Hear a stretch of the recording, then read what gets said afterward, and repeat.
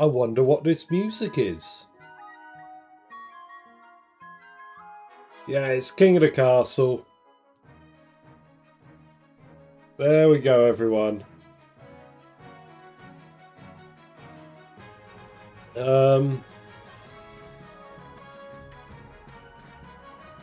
President of the Palace. Yes. The Bloomhop Dynasty is here.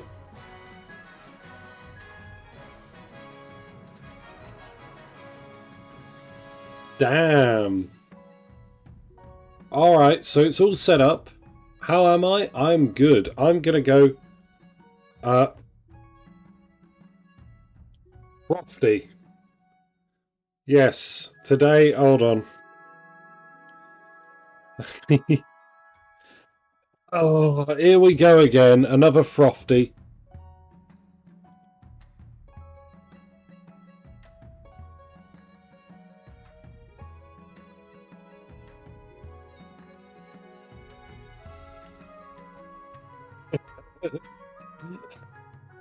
Mutated zombie, welcome. There you are. Let me edit the stream info.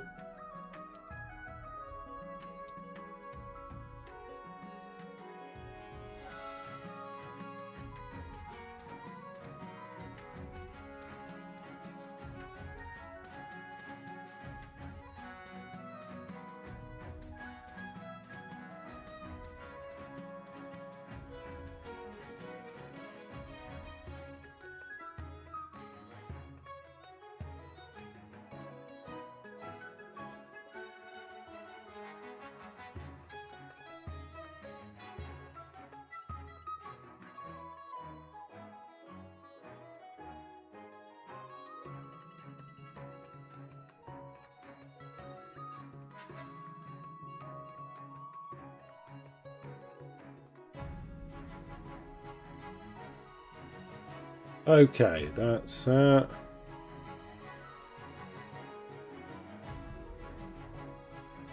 And King of the Castle.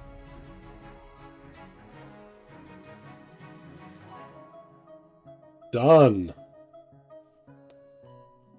So I'm going to say we're going to start 1/2 the hour, so I've got time to get a coffee and sort myself out. But everyone, oh, hello. KotC, welcome on in. Ooh, very nice. Well, I hope some KotC betters my day. Yeah. What is... Oh, and you've gone over here. Oh, wait, you're switching around.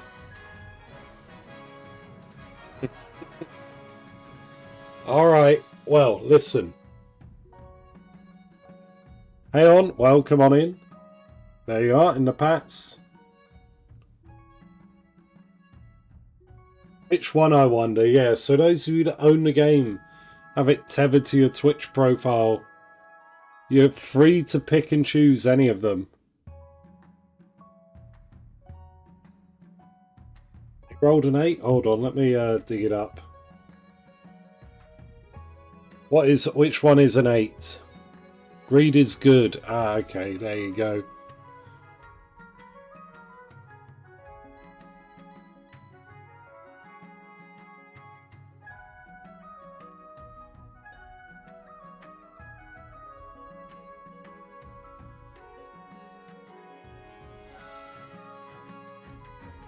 I forgot you changed your patrician off the Navy woman. Oh, okay, no worries.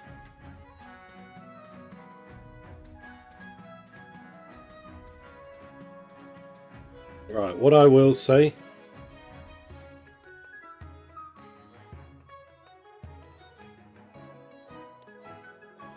Half past the hour.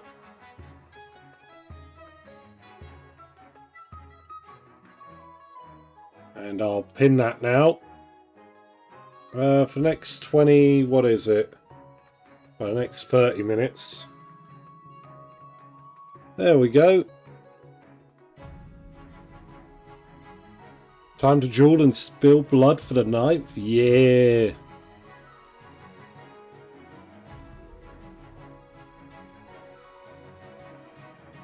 Alright, I'm just going to go grab myself a coffee, some biscuits, go to the bathroom. I'll be right back.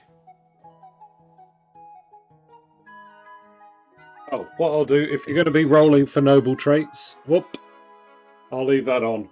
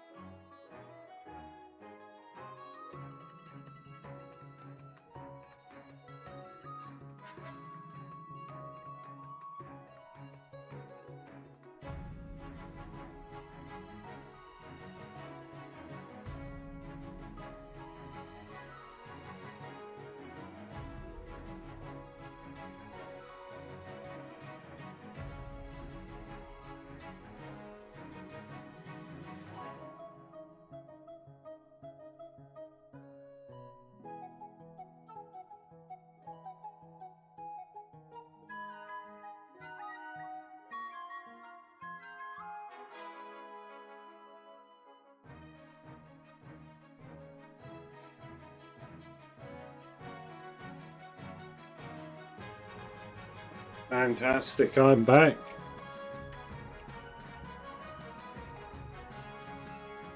Let's see, what did I miss in chat? Where do I find this list? Remember to stay hydrated, yes. The list should be down below in my about details on Twitch, but if you want the PDF, I think that should do it. Will that sum it out? Yeah, follow that link. You'll be able to get all the roleplay rules from there. Let's see. Bonko, yeah. Hang on, as you can see, like the 2d6 doesn't work if people do it in quick succession of one another necessarily.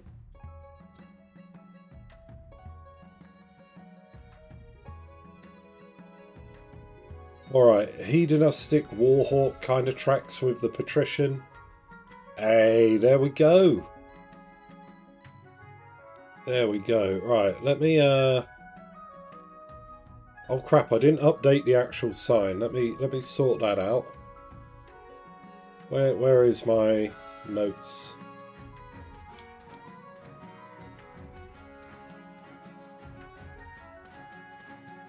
Whoop.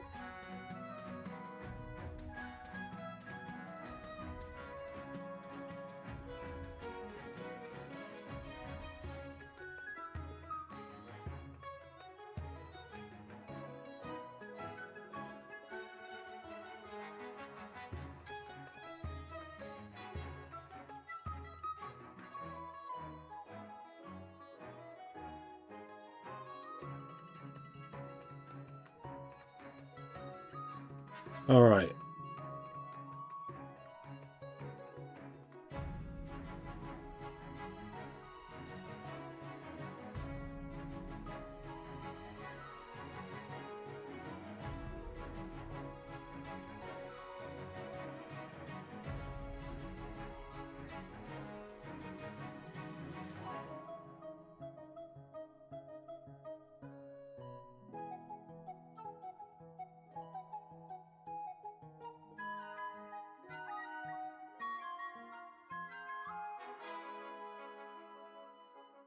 Alrighty, there we go.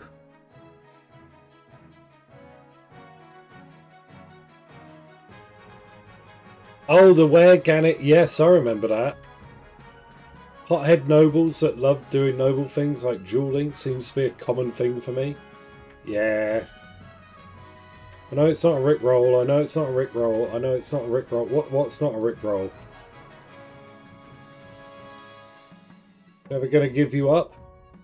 Never gonna let you down? Never gonna run around and desert you? But yeah, in big news everyone. Today is the day, the 2nd year anniversary of the game. Can you believe it? King of the Castle, our little child, is now 2 years old. 2 years of King of the Castle. Can you believe it?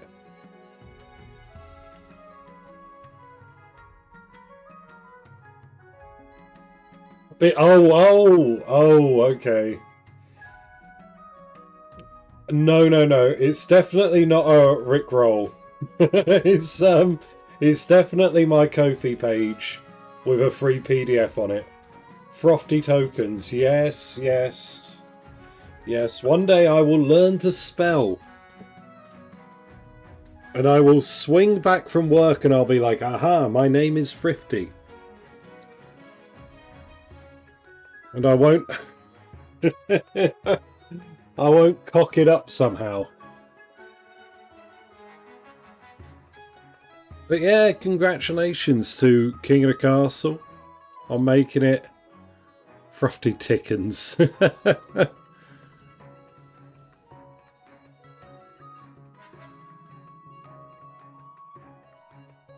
Troubleshooting for the game. Of Wilds. I don't want to look at that. Just want to double check. King of the Castle. Yeah, 2nd of March. So here we go.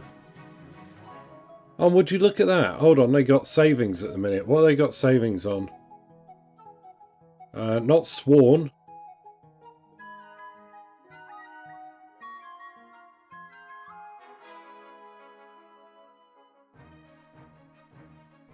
Oh no, King of the Castle. King of the Castle is currently 50% off.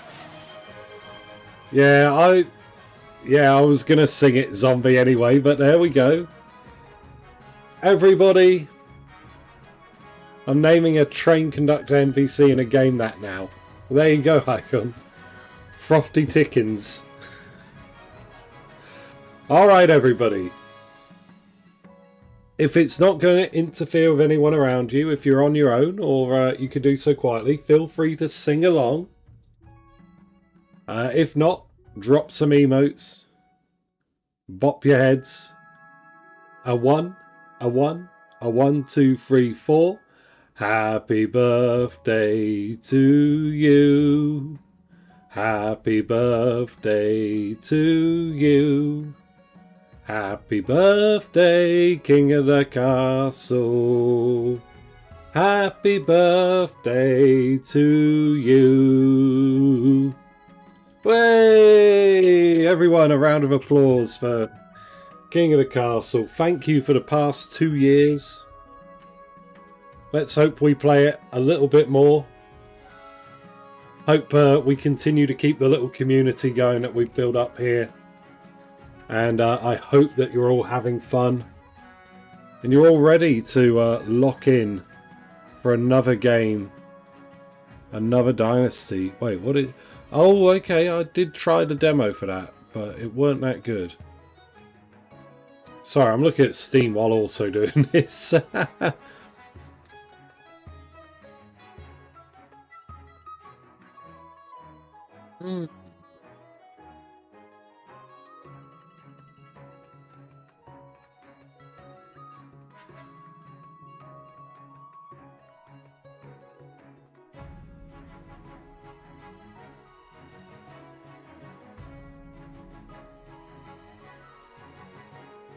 Right, let's have ourselves a little something to eat.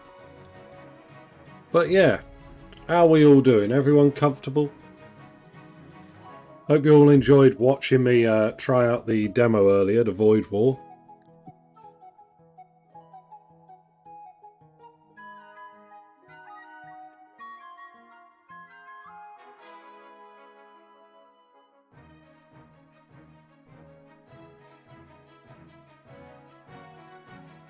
Didn't we got 20 minutes? Yeah. I want to give everyone time to pop on in and be able to pick their character's region. Let's see, are there any regulars that aren't here? I'm trying to have a think.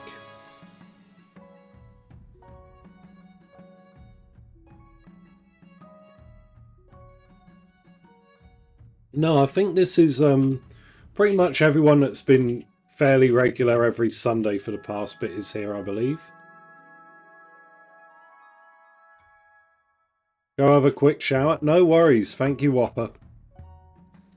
But yeah, everyone get comfy, get cozy, get some food and drink if you need to. Advisor, welcome.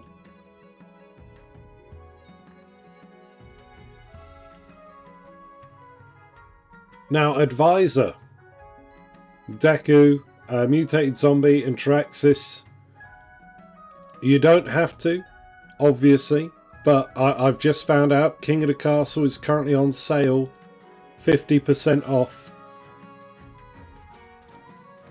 So you can now buy King of the Castle for £4.50 or whatever your local equivalent is.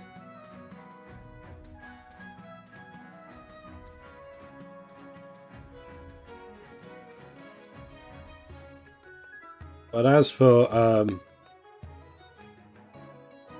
if you do that and attach it to your Twitch stream, you can get a little banner and have your own custom nobles show up in the game.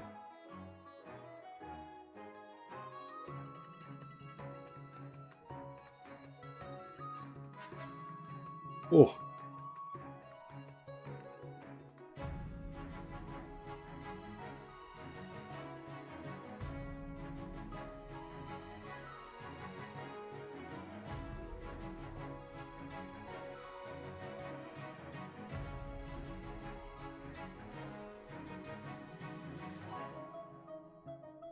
In other news, well, I remember it.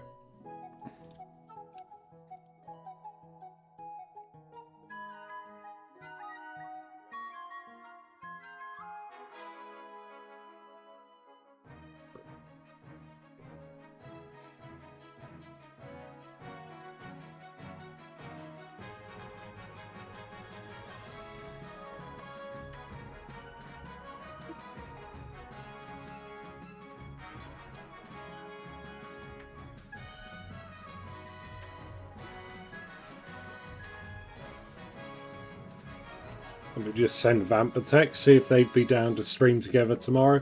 Nilawa, welcome on in. Nilawa, start of a new Dynasty. So you may, as you own the game, choose what region you go in. Do you want to be staying accounts? Or would you like to go to the Grandees or Pats instead?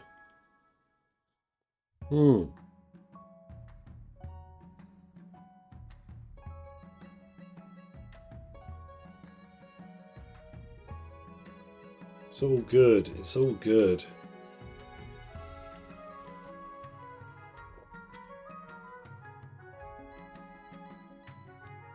Oh, who flipped about? Extreme Fire. Oh, wait, I thought you were already here. Extreme Fire, as you own the game, you know you can pick what region you go to. So you just type join E and then either Count Grandee or Patrician.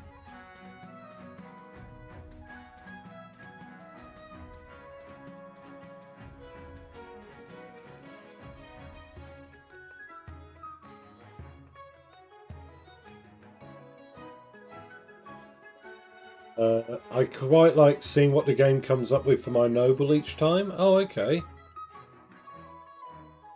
That's fair enough.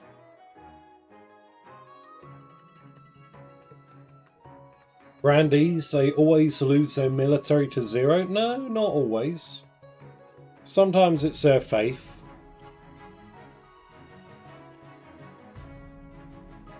And even if they do, it's not terrible.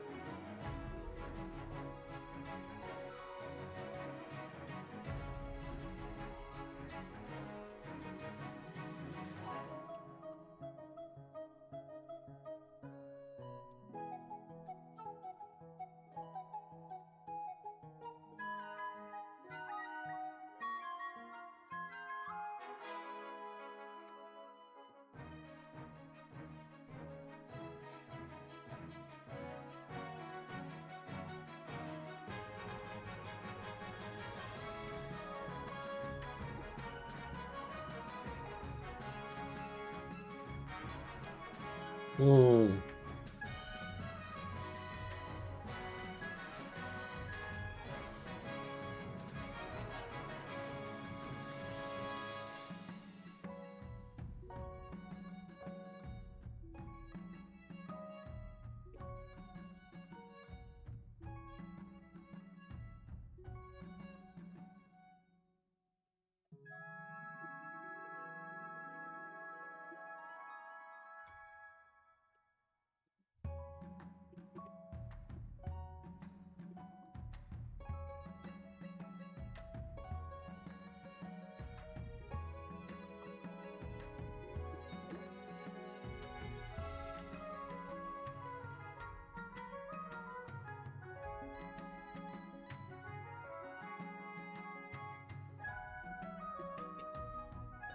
Okay, alright, that's...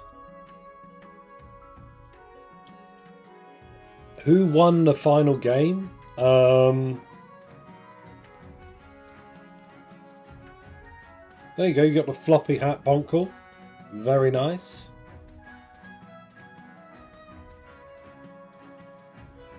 Except the fact they're on Ashmead defense this reign. Yes, they will be, yeah.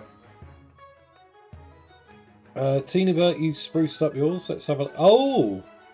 You got hair now. I like it.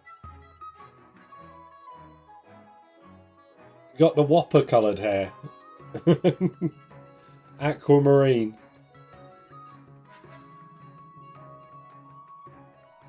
I forget what my guy looks like. Where are you, Trocker? There we go. I'll go through them all as we go. It's just about my real life hair colour. Oh, nice.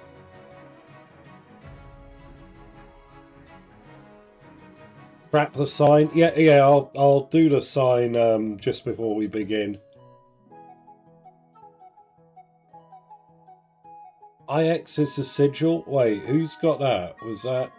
Oh, it was.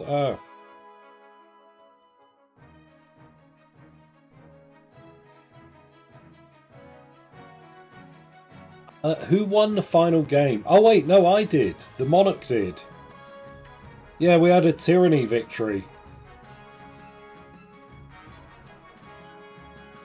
So we had a tyrant, abolished a council, a fully invested monarchy, full power to the monarch. All that good shit.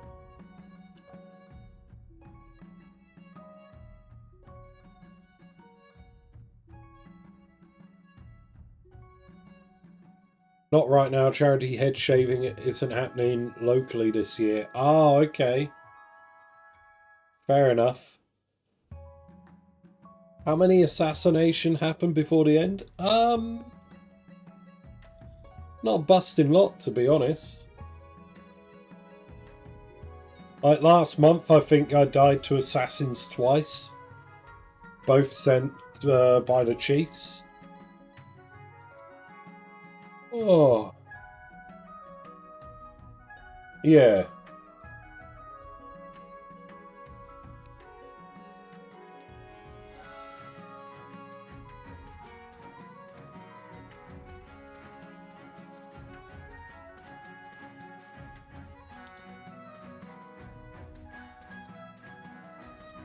Let's uninstall Void War. That Conquest Dark game, I tried that off stream. And I don't feel too great about it. I think it's pretty mid compared to, what do you call it? The other various things like Halls of Torment. Mostly because the rebel leader has it in with the honor guard. Yeah.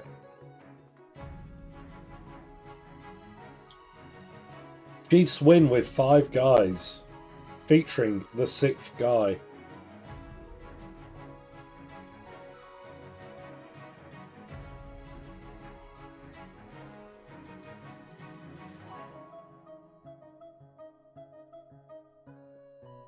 Kitty, welcome, you made it. Welcome on in, Kitty. There you are, you've landed in the Pats. Or you got yourself a ticket to the Pats.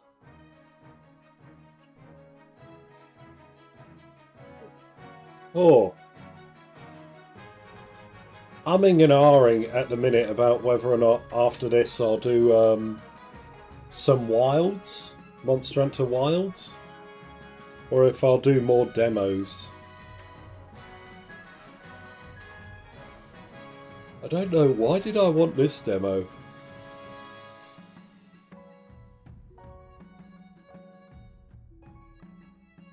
Oh right, this is this was the one that looked like Path of Exile, okay.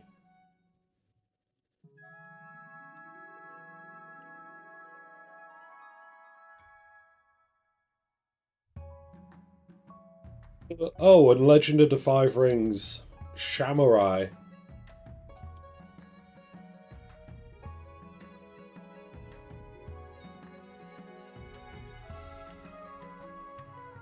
Train unique samurai, embark on missions. Play the cards dealt each run on an epic roguelite adventure in the Legend of the Five Rings universe. Each defeat opens a new strategic skill tree options. Gotta fight in the Shadowlands? That's not great. Not great. Don't want to fight in the Shadowlands. Damn, how long is this? Wait, this game releases in full on the 4th of March?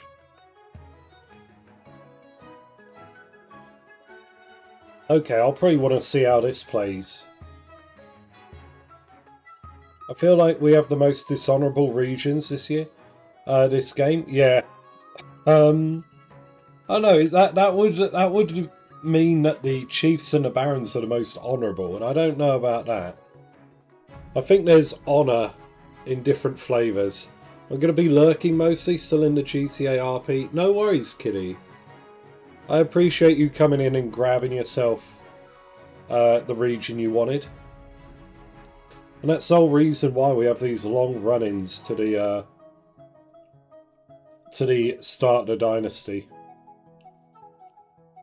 10 minutes left to go, everyone. So if you've yet to pick a place, now's the time.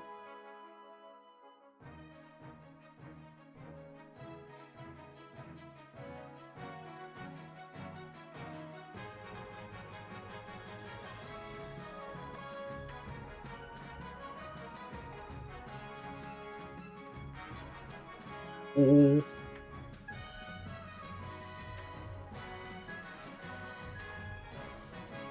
Yeah, I think I've found what I'll play next.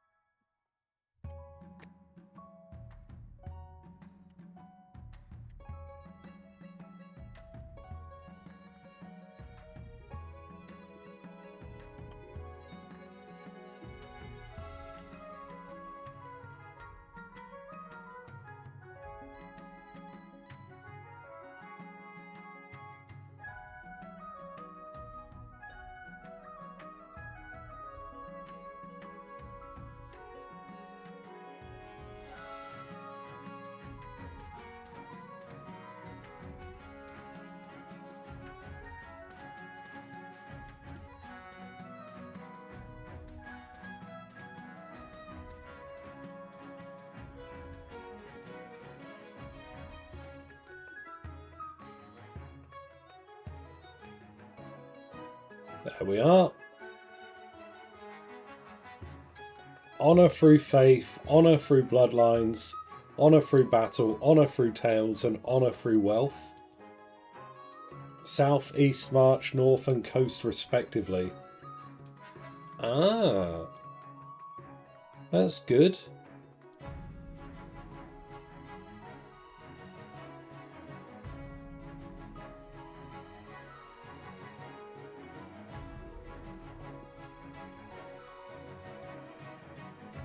So, Bonk, how does it feel now to be a high-rank hunter?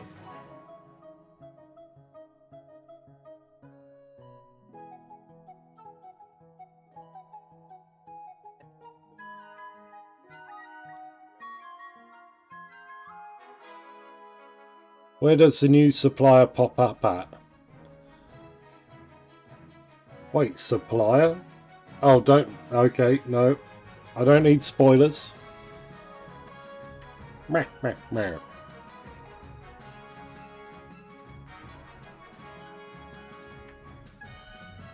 Alright, we got 5 minutes till game time. So... allow me to turn on tapping the sign. There we go. Tapping the sign is on. And I'll tap it once for free.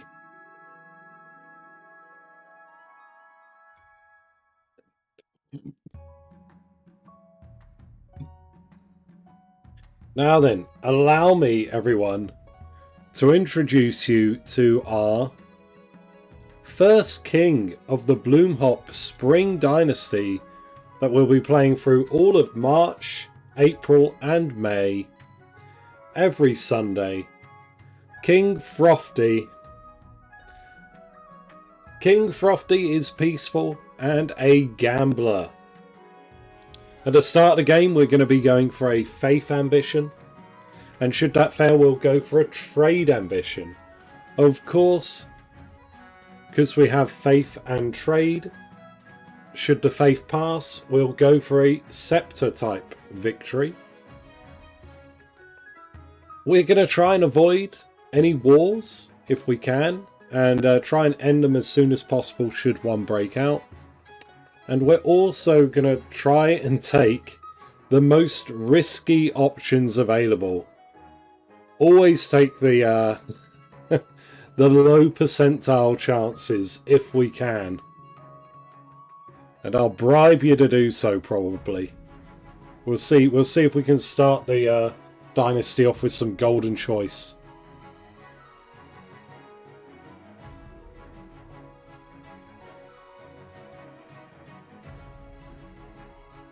Tap me once, shame on me. Tap me twice, shame on you. What, you don't like being tapped?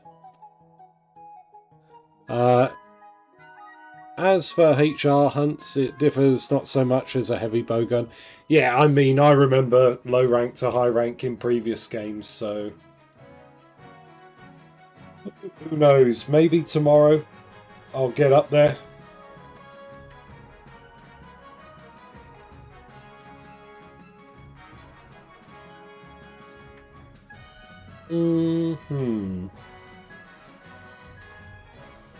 Alright, so that's the introduction.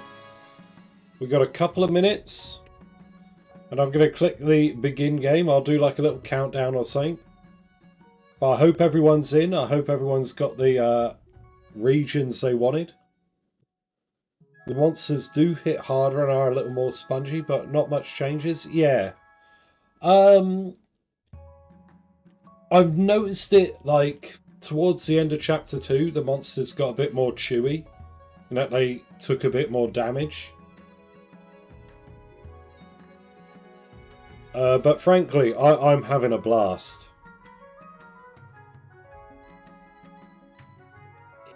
He heard give peas a chance, and got a little confused. 101 odds on peas? Hot diggity. Yeah, it should be Extreme Fire. So if you type join he, followed by either Grandy or Count, you can do it now for like another 2 minutes. because you own the game. So you see this little red block up here? Players who own the game can type join region in Twitch chat to join a specific region. For example, join counts. There you go, so you're in the counts. Ever popular. Everybody wants to be a count.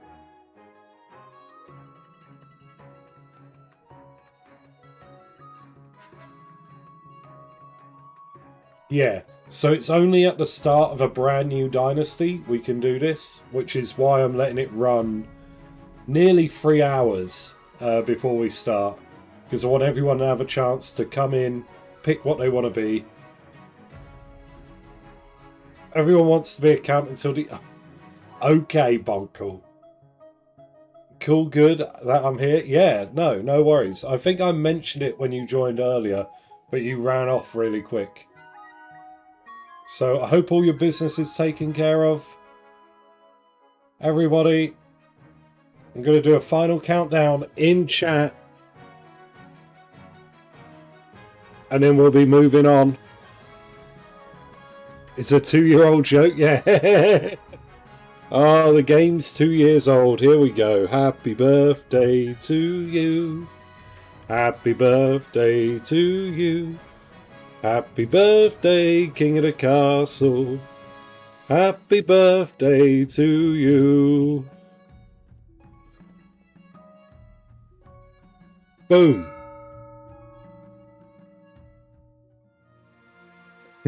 Here we are. Oh! Now then, everybody, gather round. Gather round. Let me tell you a story of how I launched King of the Castle and had a map that looks good. Look at this. Doesn't this actually look kind of decent? Good borders. Hey, Jennings, welcome. Let's see, you've been placed in the, I think that's, wait, Jenez, there you go. Jenez, you've been placed in the Grandees. I'll read through everyone in a moment. Yeah, like the mountain ranges here. I like the idea that the patricians managed to secure a trade route by going through this forest into the bay down here. Look, and the counts have a little castle here. This is obviously a main trade point here near the capital. And yeah, probably, look, the end of these hills. This is probably where the sort of more deserted areas of the Grandees start.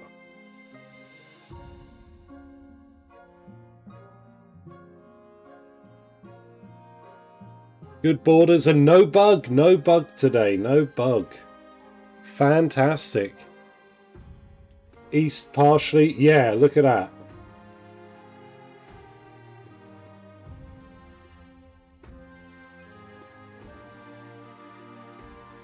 I imagine this is the land dispute area. It's these sort of bits in the south. Looking at this, look, there's a direct break between the coast and the east with these foothills. We're looking good. Yeah, it looks very equal, balanced. We got the whole southern peninsula under one. You know, I dislike playing with both the Grandees and the Barons, to be honest, just because I hate what it does to this southern landmass. But this is good. This is good. This is the way the game's meant to be played. Alright. Start of our first game. Well, come on in, everyone. Let's see who we have with us. We have, in our counts, we have Count Captain Chaz, Countess Teenybert, Countess Morgrim Moon, Count Puppeteer, Count Katori, Count Nilawa, and Count Extreme Fire. Welcome on in, all of our counts. Welcome to today's game. In the Grandees, we're joined by Grandee Whopper, Grandee Trocanero, Grandee Dean, Grandee Deku, Grandee Advisor, Grandee Bonkle, and Grandee Jennings. Welcome on in, all of our Grandees. Praise the ninth indeed. And finally, last but not least, we have our patricians. We have Lord Patrician Ephra Bulbasaur, Lord Patrician Mero, Lord Patrician Traxix, Lord Patrician Mutated Zombie Bush, Lord Patrician Hyon, and Lady Patrician Kitty. Welcome on in, all of our patricians. Please don't discover crabs. Start of a whole new dynasty. So you've all got 1,000 gold, and we got our starting stats here. Everyone's looking fairly healthy, fairly good. These are all the lowest military factions, thinking about it. So 5 being the highest military. Whoa. Pretty good. Faith is also kind of up there. Yeah, I think we're pretty good across the board. The Pats and the Counts just sort of trade places between who's in the lead, farming and trade. Whereas Grandee's a nice sort of middle of the road. Okay. Well, welcome on in everyone. I shall begin as always with the path to victory. Let me just dial up the game music a notch.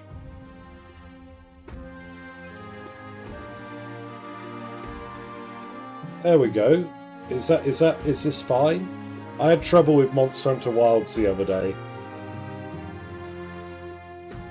Does this sound balanced? Can you hear me over the music?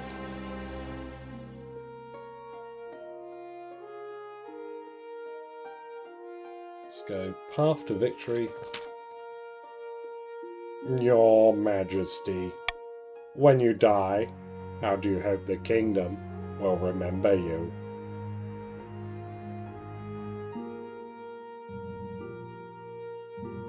Wilds have 2 different audios. Yeah. Can you figure it out? It's a bit loud. Oh, okay, cool. Let me dial the music back down a little bit. Does that sound okay now? It was fine before, really. Oh, okay. I might leave it there then. If you go into Wilds, can I have the audio changed for the quest setting as well?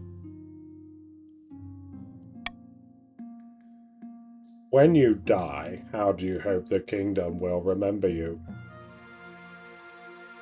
I'm a saint. The saint of good luck and fortune. Wherever I go, good things happen.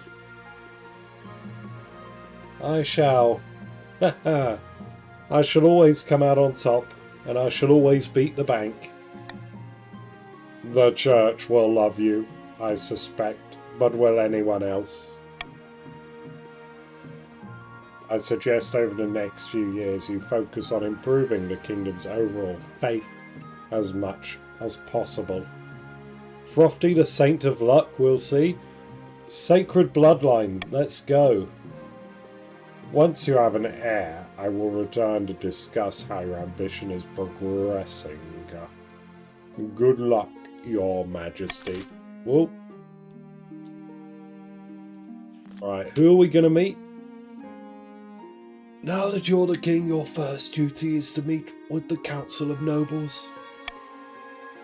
Your nobles hail from all across the kingdom, the desolate east, the wealthy coast, and of course, the scorching south. Who have we got from the Counts? Nilawa, hello. An honour to finally make your acquaintance, Your Highness. May you escape the doom that befell your predecessor. Who have we got from the patricians? Ah, hello, Hyon. A pleasure, Your Esteemed Highness. Hope to see our kingdom prosper and grow wealthy under your reign. And finally, Grandees of the South. Who have we got? Hey, it's Whopper. Hello. May the ninth god bless your reign, your majesty. I trust you will conduct yourself with honour and with faith. Greetings, Whopper. Hello there. With that, the introductions are done. Hang on, yes, Milord Throfty. Yes, Milord Throfty is here. The council immediately fills with raised voices as the nobles argue with each other and demand your favour. You sit back and sigh. Is this what the council is like?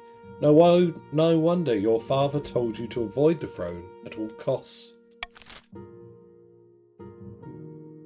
Okay, coronation time. As it is already spring, I've scheduled your coronation to take place in a week's time. Well, shouldn't I be giving the orders now? Of course, your majesty, but to delay any longer would make the nobles restless. And when nobles get restless, they take their daggers and look for the nearest back. Well, we wouldn't want that, I suppose. As is tradition, the council will decide what happens at your coronation. What? It gets even worse. My own coronation? This isn't an absolute monarchy, your majesty. Everything has to be run past a council vote. Even this. Sploosh. Sploosh. Shall we call the nobles in? You want to sploosh me, do you? You know what I want.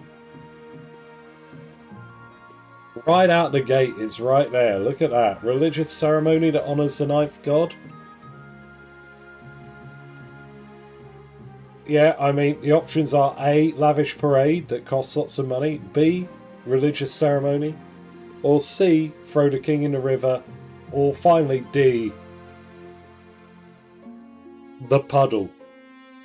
The military parade featuring the puddle. This is the first schism. What?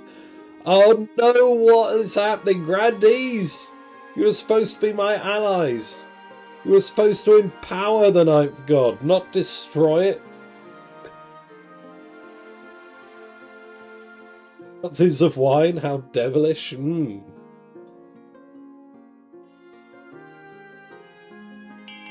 A lavish parade with jugglers and fountains of wine at this time of year in this part of the country, localized entirely within your castle? Yes. May I see it? No. Oh dear. Delightfully devilish. We need a bigger and better army? No! No! Wait, Obi-Wan, is that you? Wait, who are you talking about, Obi-Wan?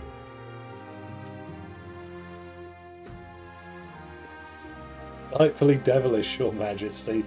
Yeah, a military parade. Okay, puddle posting time. Subs, post your puddles. Here we go. I was going for hedonism, but steamed hams is good too. Yeah. Oh yes, a reference to the grand comedy, Steamed Hams. I hear they're doing a production in the castle town this weekend. Oh, look at that. Have they got Biffo for the starring role? Soldiers from across the kingdom take part in the parade. Wait, I don't need to read this in Chancey's voice. Soldiers from across the kingdom take part in the parade. They're even outfitted in impressive new equipment for the occasion. There you go. You warmongers. Chasing military might. As you climb up onto the shield and hold your sword aloft, you realise it's not going to be easy. Your arm quickly starts to hurt. Your soldiers stagger and groan under your weight. It's almost as good as Richard and Mortimer. The man turns himself into a pickle. Funniest thing I've seen. Oh my god.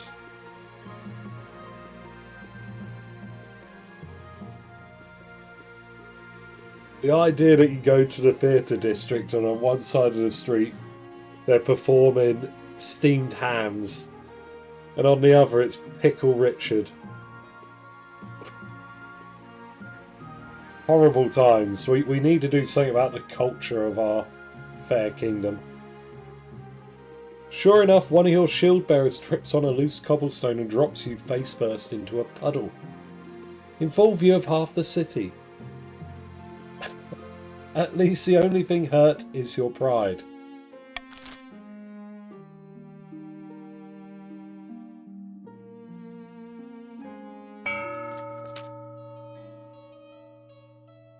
Yes, I heard some people prefer the earlier scripts, unfortunately.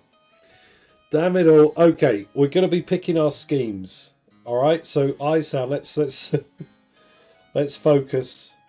The only thing we know at the minute is me, the king. I want to increase faith as much as I can. Now we're going to find out what schemes everyone else is going to be doing. So, Vladim of the Puppeteer Dynasty. Well-known former hermit leans delicately on a podium, whispering carefully. Vladim looks unimpressed.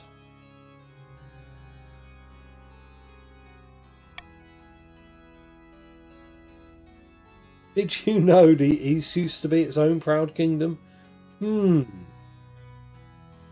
My fellow counts, in ancient times the East was its own proud kingdom. Well, we do now, Teeny Bert. Vladim just told us. We can bring back those days of glory, but not while the false King Throfty wears the crown. Okay, what's it? God damn it, counts. What are you going to do? Blood ritual, ascension, or possession? Blood ritual, you're going to do something to the farming. Ascension, you're going to offer me a place as a vampire. Or possession, you're going to summon a demon to take my place. Wait, no, blood ritual is summoning a demon into the real world. Possession is summoning a demon into my head. All three region schemes, yeah, it's not great, is it? How many shit accounts have we got? 3, 4, 7 of you? Alright, counts if you've yet to vote. Come on, now's the time. I'm going to do a final countdown in chat. 3, 2, 1, and I'll be moving on.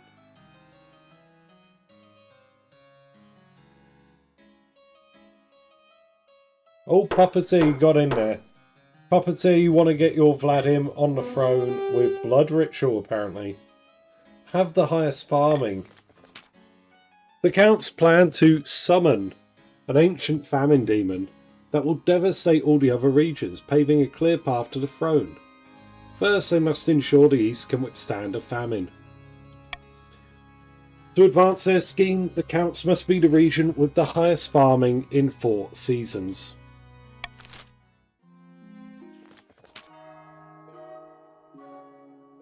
Dina of the Bonkel lineage. Eccentric southern firebrand stands bathed in sunshine, speaking softly. Vina seems a little more chippy. A false pretender occupies the throne while my claim is ignored. Grandees of the South, this is a stain upon our honour. We must not allow it to go unanswered. That's a true southerner, yeah. So then, Grandees, would you like sorcery to make a deal with a wizard? Doppelganger to replace me with Ricardo from Ricardo Mortimer? Or intimidation, should you want to cow me into doing whatever you've demanded of me? Doppelganger? Okay. Biffo mode, yep. King Biffo, okay. Chase that Biffo.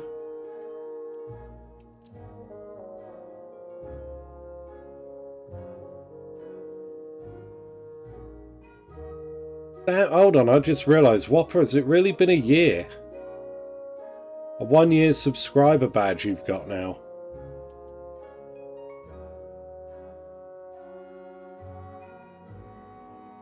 Thank you very much. I just saw that you got the black kobold unlocked.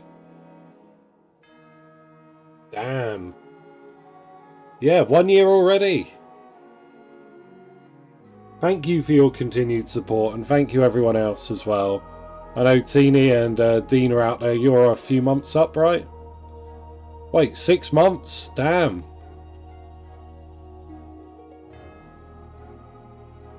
Thank you very much. I guess I'll have to do a 1.5 year kobold soon. Okay, how are we going to do it? Back to the game. The Grandees plan to swap the real king for a perfect doppelganger. First, they must gain the trust of the spy master. To advance their scheme, the Grandees must keep defiance at 4 or less in 4 seasons' time. Currently at 1. It's pretty good. Dominique of the Ephra Bulbasaur family, powerful coastal entrepreneur, speaks. Scribbles with a well-used quill on a hardwood desk, speaking calmly. It's Ephra time. Time for Dominic.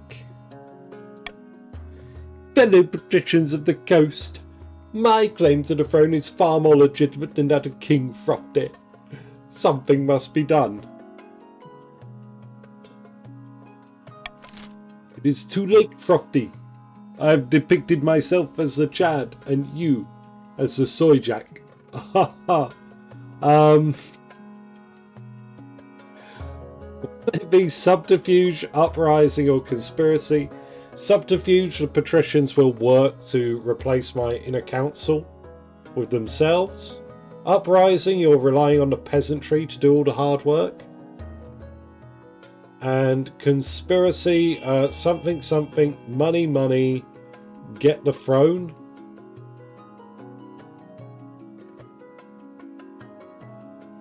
Gonna try and put me in a lot of debt, if I remember right. So I have to give you the throne outright. How's it looking? Yeah, I think that's most of you, isn't it? Conspiracy it is. Something, I'm convinced. There we go. Lower treasury, something, get the crown. I get confused with the patricians ones, like which one's which. Because they're all pretty similar. The patricians' own schemes. They all evolve manipulating money somehow. The patricians plan to sink the king under an ocean of debt. To advance their scheme, the patricians must lower the treasury to 1,500 or less in 3 seasons. Unfortunately for you, I am the luckiest gambler, so I'll make loads of money. Right, Vladim, my treacherous half-brother in the east. The counts are pursuing a blood ritual scheme. They want to have the highest farming in 4 seasons. They currently have the highest farming with 7. Their closest competitor being the Grandees at 6.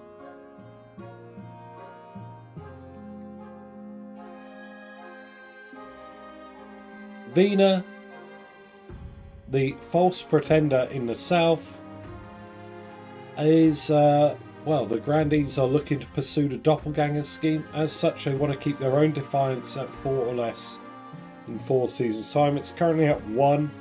Honestly, I'd have to go out of my way maybe to piss you off to block this, but I'm not going to be going out of my way. If it happens, it happens, but that's going to be a pretty easy one.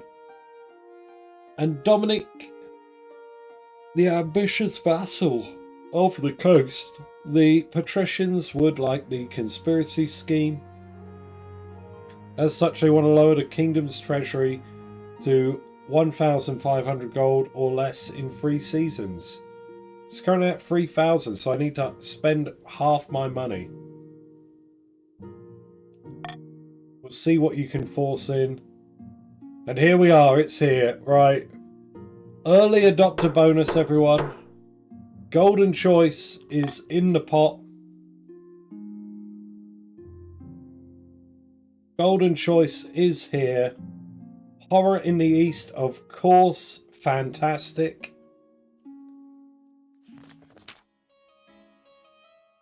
Tori, hello. And Reed, I know. Your Grace, a monster has been stalking my farms at night, smashing down the doors and cottages and feasting on the peasants inside. Sounds ghastly. Only a few have seen the beast and lived to tell the tale. The survivors tell a garbled story about the gleaming fangs amid a mountain of blood-soaked fur. Katori's looking great. Bring Katori... Is that Katori Jr. or Senior? In your hand there. I see a gamble. I see a gamble. Golden choice for gamble. Boom, boom. Send the Count's army to deal with the abomination. Let's go. This is what you puddled me for. 45%. Let's go. 45% of the time it works every time. Let's do it. Come on, you know you want the golden choice. Come and stockpile your money. Yeah, it was a golden choice. Trocker, I'm sorry. Did I not say? I think I said. I must have said. Maybe I just blurbed it out. Right, how many...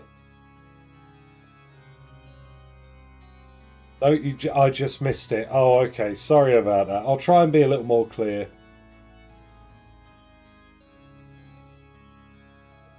I'll pee immediately. Oh, no.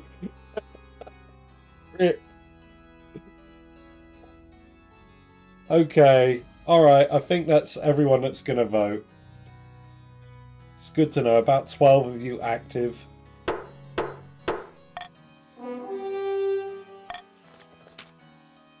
The regiment marches in circles for a week through swamps and mud, but fails to hunt down the elusive beast. Uh-oh. Uh-oh. When they return, many soldiers appear to have brought back some manner of disease from the bog. They're coughing, pale, and too weak to hold their swords. Meanwhile, the monster's attacks continue to menace the east. You hear reports that it's no longer confined to the night time.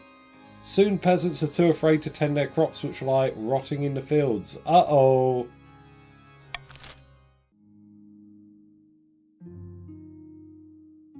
That's not good.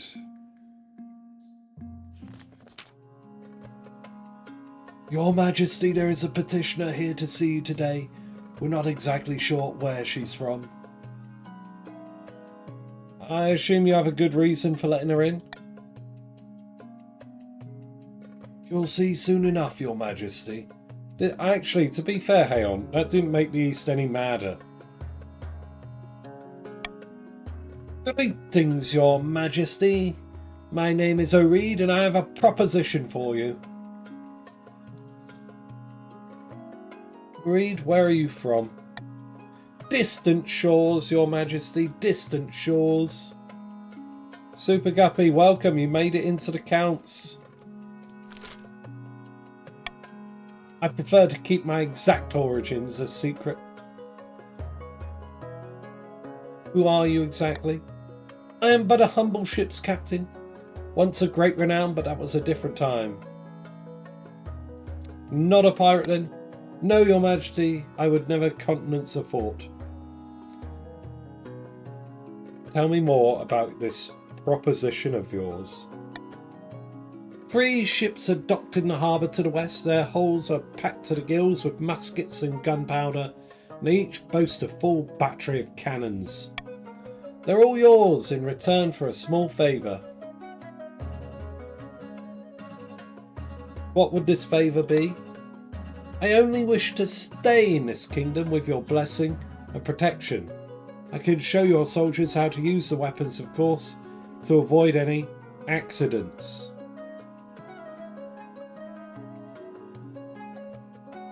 Fine, I'll call a vote.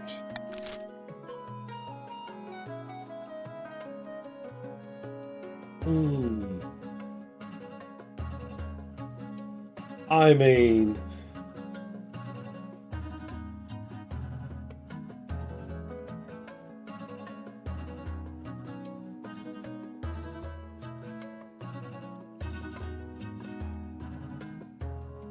This seems fishy, but we may as well take her up on it.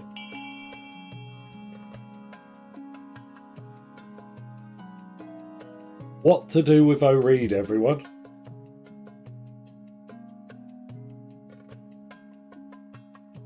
Oh, hello, Lumi, is that? You've come in just at the time of a vote? No, just me with no chiefs, yeah. Chiefs will be back in the autumn, in the fall. Lumi, let's see where it's put you. There you go, you're in the counts. Welcome, welcome. A new friend is a new customer. Excellent. So let me get this straight. I put a golden choice down and you split the vote. I put a monarch's vote down, so you're not getting anything, but you're like, we love O'Reed so much. All in lockstep. You love O'Reed so much, new people join the game just to vote in favour of her. O'Reed and her weapons prove most useful in the coming months. She and her crew train your officers, as promised. O'Reed demonstrates by puncturing a metal breastplate at 500 yards. The council clearly made the right decision. Better army plus O'Reed is Bay. Win-win. Reset the kill count. Oh, crap. Have I left the kill count? There we go. I literally got home from work, had a quick wash, and then tried to set all this up while cooking dinner. Sorry about that. No nobles have died as of yet. So, O'Reed brings me the guns. One evening you're sitting up in bed reading some paperwork when a filth-encrusted peasant wanders into your bedchamber, bold as brass. Gamble count 1 failed. Do you want to keep a running gamble count for me, Bonkle? Hello, you Madge. Glad I finally found you. This place is a bloody maze, it is. Mind if I take a seat? Who are you? Oh, me? Name's Bolivar, you Madge. Pleased to meet you, pleased. Listen, I've got a bloody great idea with you. What if we chop the legs of horses and replace them with wheels? Boom! Faster transport. Before Bolivar can explain further, your marshal bursts into your bedchamber, sword drawn. Horse wields Bolivar, yeah. Your Majesty, I'm sorry I didn't come sooner. I've no idea where the Palace Watch are. Do you want me to kill this intruder? Just kick him out. Kick him out. No, I'm not stupid. I wouldn't think chopping off the legs of horses would be a gamble. Kick him out.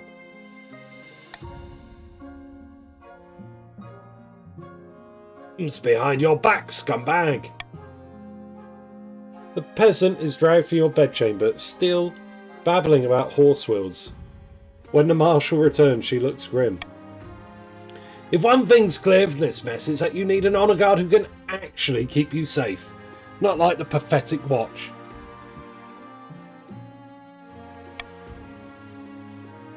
Think carefully, Your Majesty. These guards' loyalties will be divided between you and their region. Of course, you could just hire foreign mercenaries. They'd be loyal to coin above all. Alright. Okay. I've made my decision. I wait your verdict with bated breath, Your Majesty.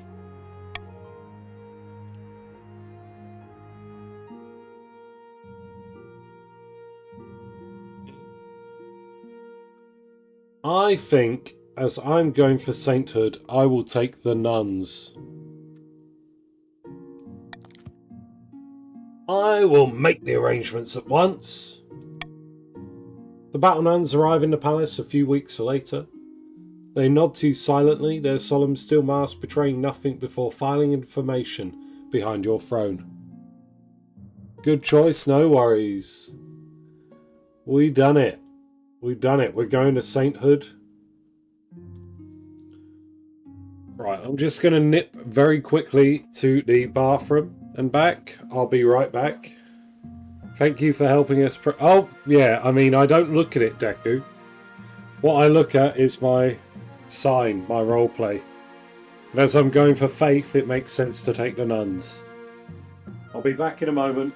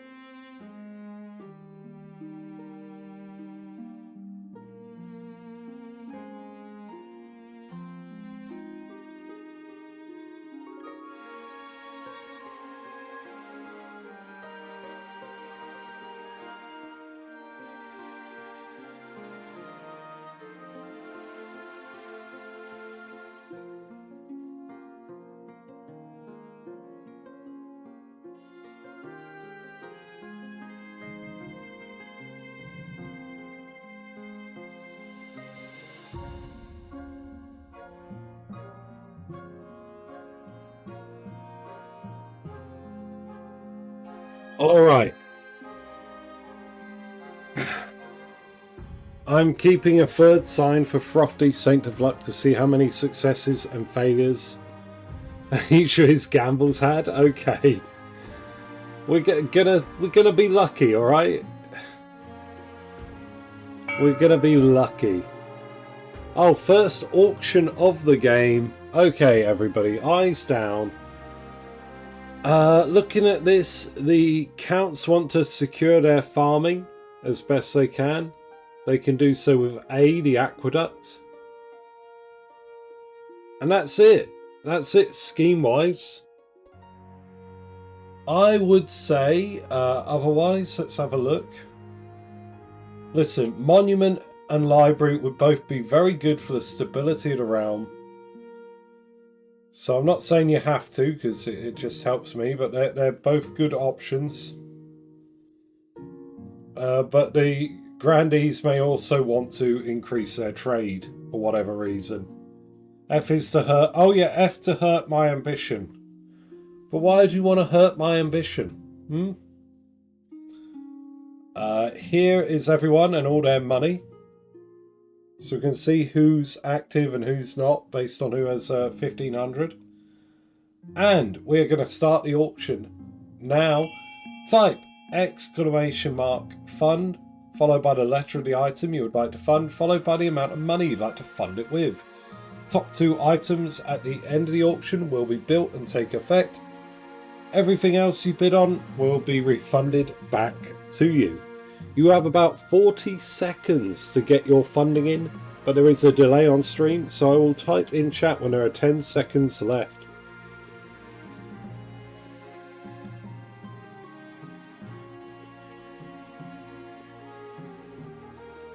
Okay then. Let's see, C and A, Grand Bazaar and Aqueduct, but not for a lot of money. Could be an upset. There we go, 10 seconds.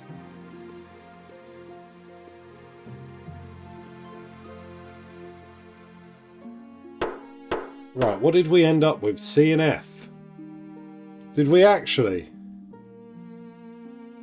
F for a Y.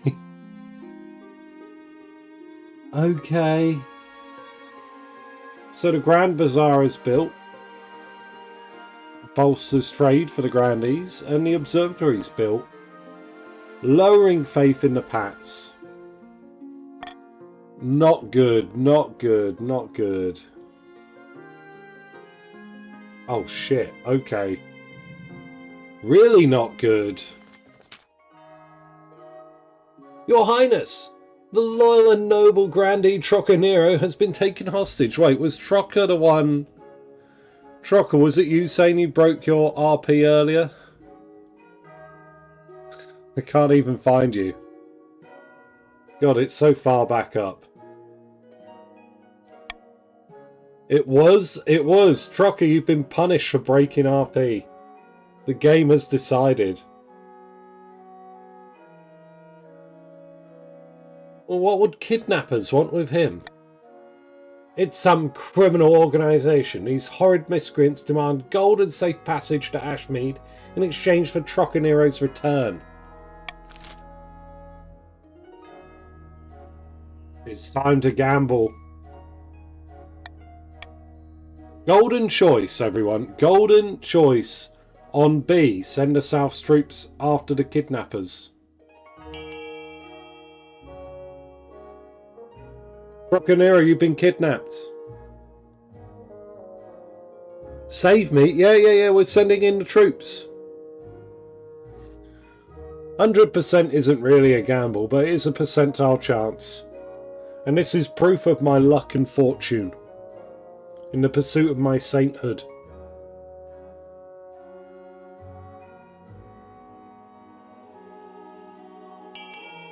Save me, save me.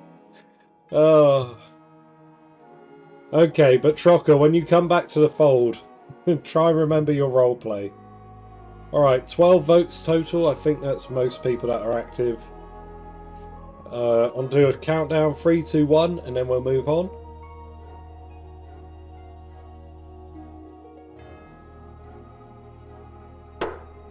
Teeny does not want to save. No. Teeny wants to spend.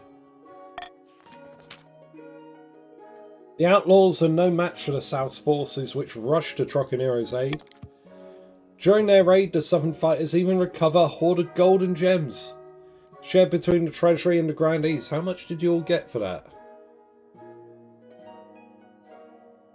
Extra 300, yeah? Nice. Teeny does not approve of violence. Well, thank you for role-playing despite impoverishing yourself.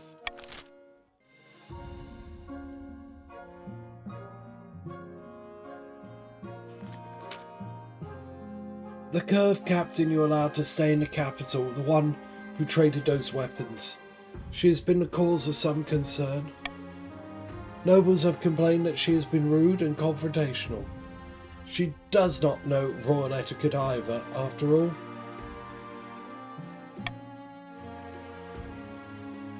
Worse, some suspect her of being a Curve spy. We gained 300 wealth and a Trocanero, a stunning deal. Very well, I will have a word. You find O'Reed pacing the halls, far from her assigned chambers. Can I help? Curve bounty hunters landed in the coast not long ago. And they're looking for me. I did not expect them to come here. Clearly, I was wrong. Tell me what you did and I might help you. My crime was a crime afoot. I dared to disagree with the other senators on a matter of great import. So you're a senator of Curve? I was, once. Now, I am nothing. You should leave. As you say, do not have anyone follow me. Before you can share any more words, she turned heel. Sure enough, before the day is out, your spy managed to reports that O'Reed has vanished. There we go, problem solved.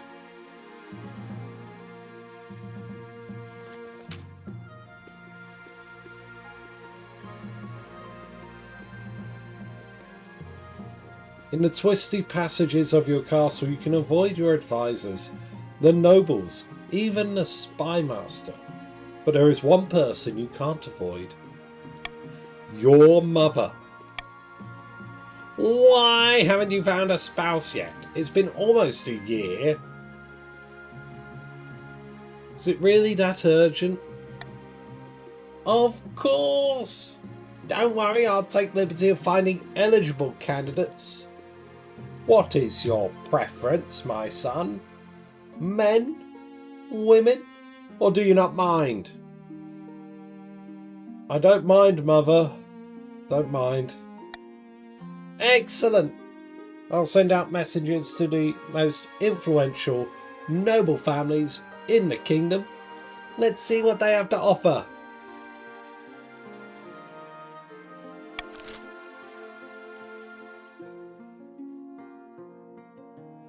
Only happens once per dynasty? Yeah, but it happens at the start of every dynasty. Alright, tax season's here.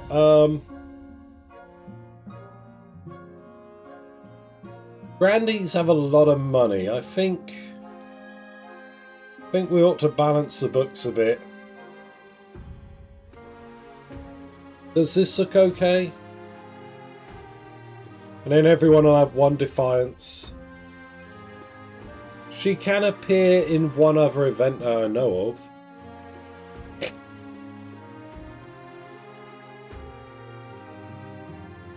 Oh no, that might be too much actually. Hold on.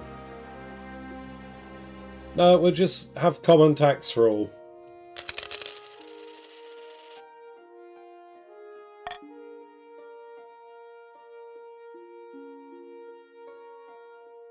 Alright, let's start with the bounty hunters, then go to the true monster. Your Majesty, these good folk are bounty hunters representing the Republic of Kurth. King Throfty, we greet you humbly. How may I help you? We're searching for a fugitive. Last we heard she went by the name of O'Reed. She came through here, yes. Will you help us apprehend her, Your Majesty? There is no doubt she is still in your kingdom.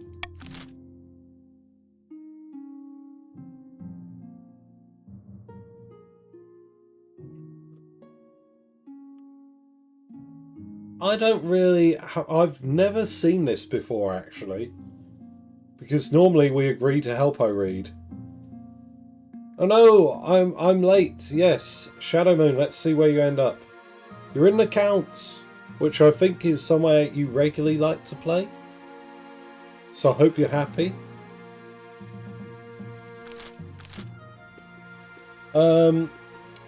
Let's see.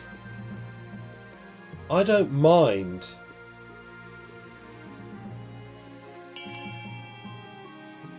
B, Deku is saying, brave O'Reed ran away, bravely ran away.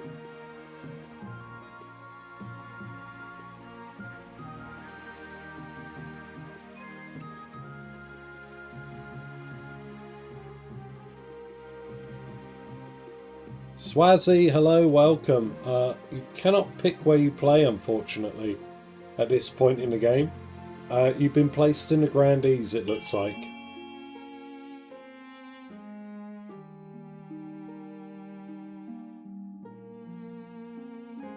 Yeah, it's only at the start of the Dynasty when we open the thing. We're not going to get involved and let them be on their way. People have no idea how much thrill there is in hunting people down.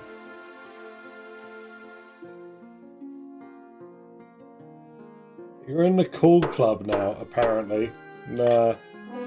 I don't know. Are the Grandees that cool?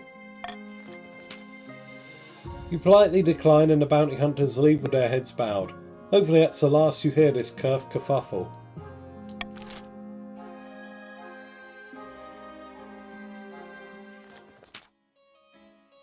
Remember when I came to you with word of a monster preying upon peasants in the east? It's difficult to forget, yes. I have reason to believe that the culprit is one of our fellow counts. Count Captain Chaz, to be precise. The peasants believe that Count Captain Chaz transforms into a colossal bloodthirsty beast once every 7 nights. Do we know of something like this ever happening before? Chaz, where are you? Are you still about? Only in legend. King Karvek II was said to turn into such a beast and slaughter his servants at night.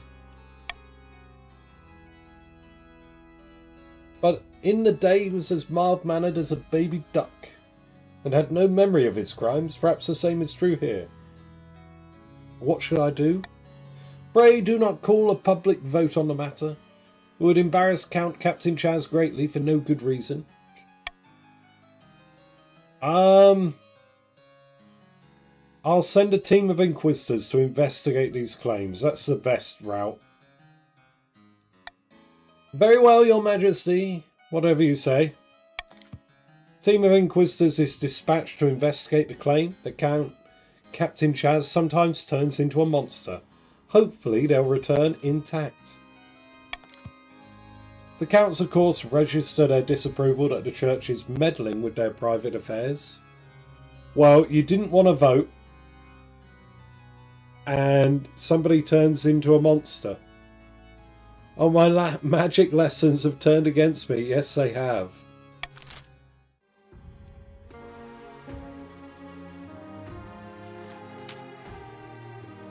I've found 3 potential matches for you. 1 eligible young candidate from each of the kingdom's 3 regions. Choose wisely. You'll be securing a powerful alliance. Alright, what would I want in a partner? Somebody that's in good with the Church, who doesn't like fighting. And somebody who gambles. Or has lots of money that I could take off them to gamble with myself.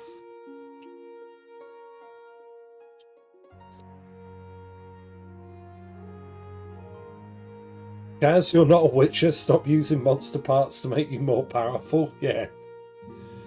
Oh, this is what you get for training in magic. Yeah, there we go. The Inquisition is what you get. No, I'll marry someone.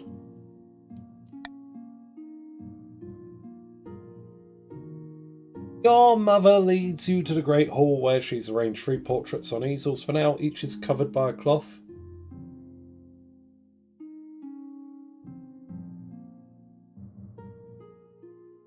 Alright, let's see the eligible candidates. She whisks away the cloth from the first portrait.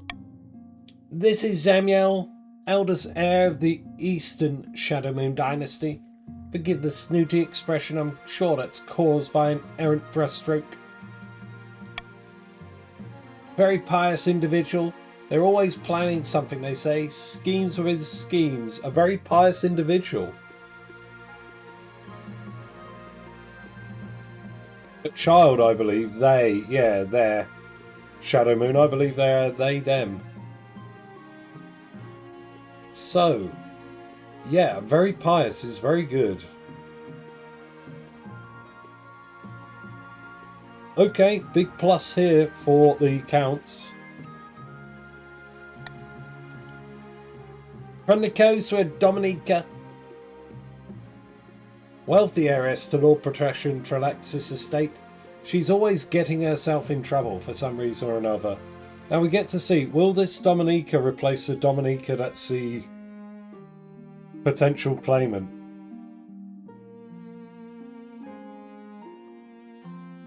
She's always getting herself into trouble for some reason or another. Her interests are typical to coast money, money, money, and making more of it. Apparently she has a dark side. I don't know much more about that though.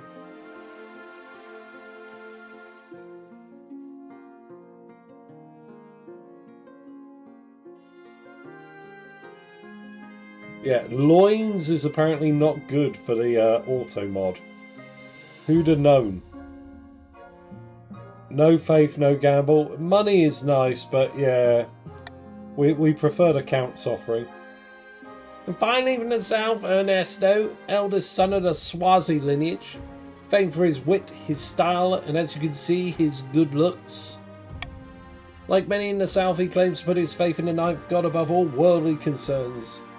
Unfortunately, he lacks a common touch. The peasants have some terrible nicknames for him. Well, I'll be honest with you. I think I'd prefer the counts. What do you think? Of course, by picking a candidate, you'll anger the other regions, but you'll gain a lifelong alliance. Zimiel. Well, which of them do you wish to marry? Zimiel of the East. Excellent. I'll make the arrangements. Cannot be serious, I am. Shadow Moon, you'll be my parent-in-law. In a seaside tavern, two patricians of the coast meet to plot their latest scheme. Terrible news! The kingdom, it prospers. The treasury's practically overflowing. I didn't expect the new king to be competent. Nobody did. We must work harder to bankrupt him. The patricians' aim is to lower the treasury to 1,500 or less. Alright. Not even looking at it. Royal gamble. There we go. Royal gamble. Every gamble's a gamble when you royal gamble. All right. Okay, let's start with this because this is new. This I haven't seen before. KotC Lumi. Your Highness, I heard you recently spoke to a group of foreign bounty hunters. They turned up looking for a fugitive of some kind, yes? Well, they found her. How does this concern me? They caused quite a ruckus. Burned down a whole tavern, something to do with so-called gunpowder. Now the bounty hunters and the refugee ship captain are sitting in my dungeon. I was hoping you might take them off my hands. Oh my god.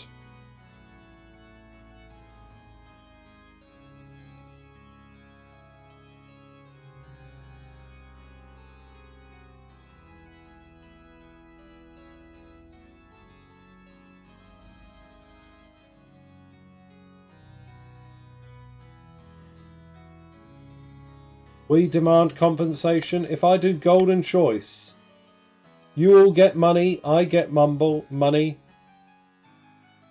Royal gamble, necessity. No, I didn't know this could happen if you let Oreed go.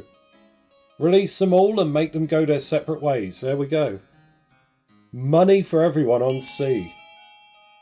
We all get rich. Katori, I think you jumped the gun a bit. You'll have to retype it after half a minute. But vote C for your money, everyone. We'll let Oreed and the bounty hunters go. And tell them not to fight. I don't know what that is, Katori.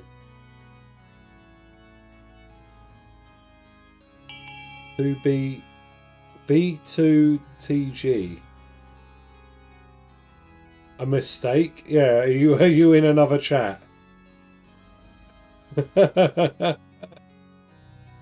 Money, money, money, money. Must be funny in a noble's world.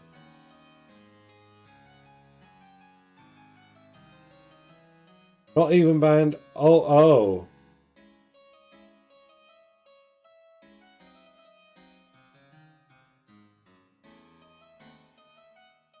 I don't even know what that says though, so.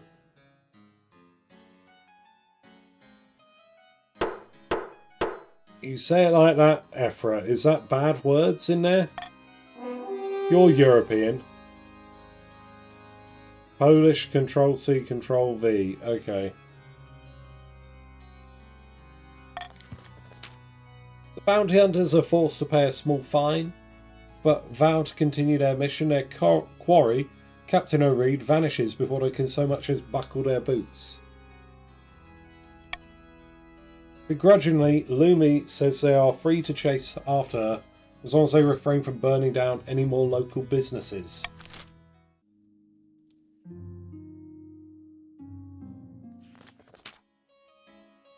Your Majesty, I've received word back from the Inquisitors you sent to the east to investigate claims about Count Captain Chaz and his nocturnal activities. And? We placed Captain Chaz in heavy iron chains and waited until nightfall. He transformed into a vicious monster, black fur, claws like scythes, and broke free and killed a dozen Inquisitors before we subdued it. It's clear that Captain Chaz was a devil worshipper cursed by the ninth god for his sins.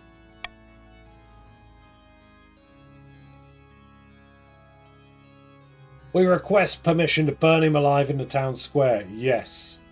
Do it. Nothing gets the peasants going like a good public burning. You hear reports that Captain Chaz transformed into a monster halfway through. Right, salutes in chat, everyone.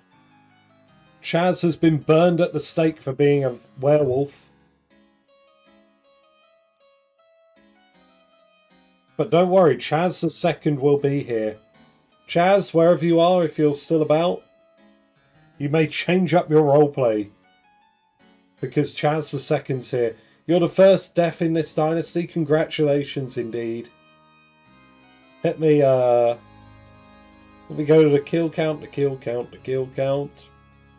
Bang bang, number 1.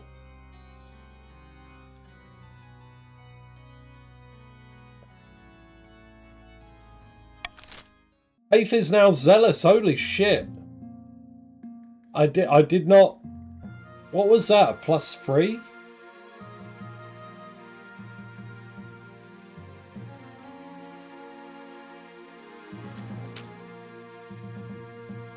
First death since I first found the channel. Oh, is it really? Have you not died here before? It's been a few months though. Your wedding to Zemiel is naturally the talk of the kingdom. Nobles and peasants alike travel from across the realm to attend. For a week and a day, the capital is one giant party. It feels like you're the only one not taking part. Instead, you're getting ready for the ceremony. Soon enough, you're standing in St. Bertrand's Cathedral with Zemiel at your side. Do you take this person as your lawfully wedded spouse? I do, Archbishop, I do. Then I pronounce you king and spouse. After the wedding, of course, there's a feast, and after the feast, a dance. At the feast, your new spouse Zemiel delivers a long rambling speech that puts everyone to sleep. Well, I died the first 5 minutes in for starting a rebellion, got beheaded. Oh, okay.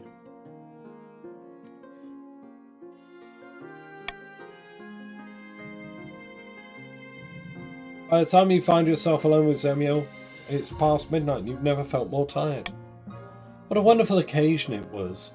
A shame we had to see all those filthy peasants lining the streets on the way to the cathedral. Back in the east, our guards would know how to deal with that rabble. Well, you better get used to life in the capital, I think. Now you are my son-in-law, I need you to erase all records of my traffic offences, including the parking tickets I got for parking my horse near a fire hydrant. We'll see what we can do, Shadow Moon. Don't worry. Don't worry. I'll see what I can do. I suppose I'd better. What are your thoughts on the state of the kingdom? Well, you know, the kingdom, it looks after itself. Zemiel immediately changes the topic to talk about something they're more interested in. I'm just a humble follower of the ninth god's teaching, and everywhere I look I'm surrounded by sinners and heathens. I can't wait to laugh at them from the thereafter. Well, yes. We love the ninth here. It is interesting, isn't it? Anyway, to continue the subject, you gently fall asleep to the sound of Zemiel droning on about themselves. Ugh.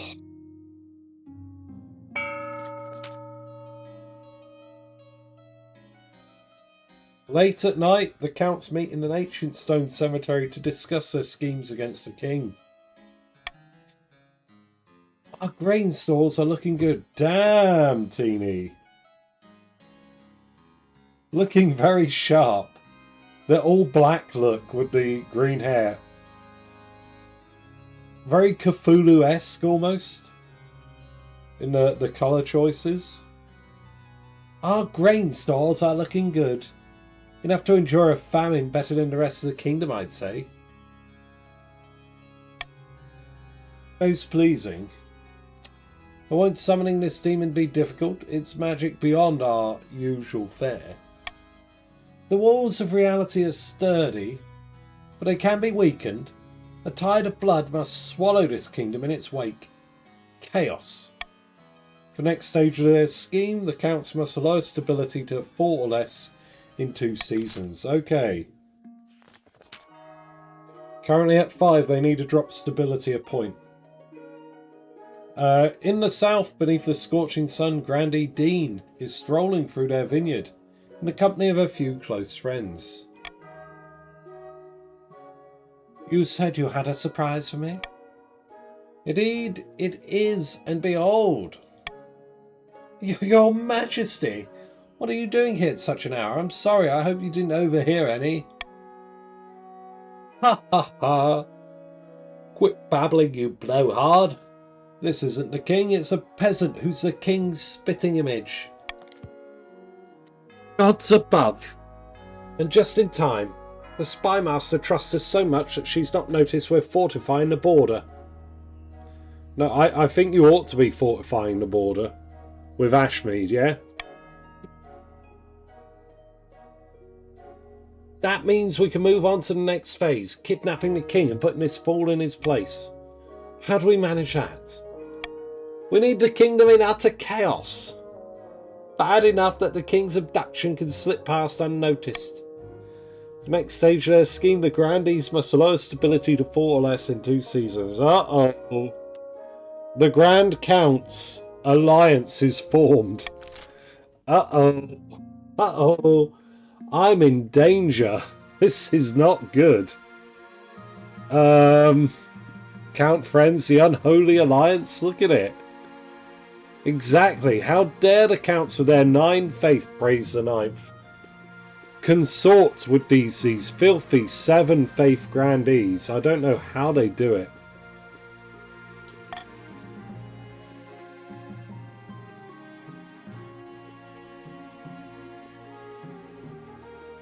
I want to see Kurf's gratitude first.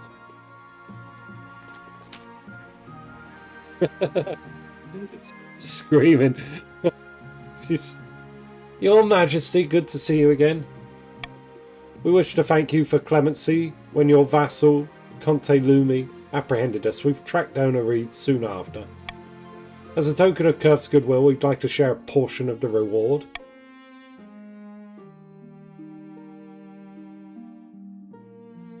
No, there's no need for reward. Justice is enough.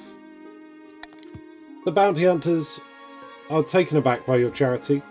They thank you graciously on the way out, promising you will have the eternal goodwill of the Republic of Kurf. Look at that. Peace has been restored. Your nobles are also surprised by your lack of greed, but respect the integrity and confidence that it shows of foreign power.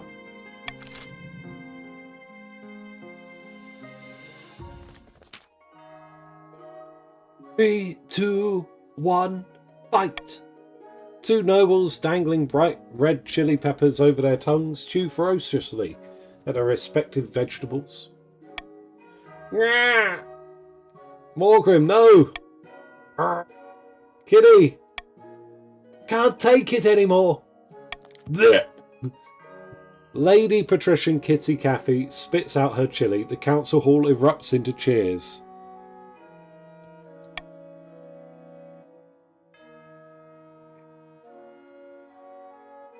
Ooh, let me try. Of course, Your Highness, we compete in growing, but also eating the peppers.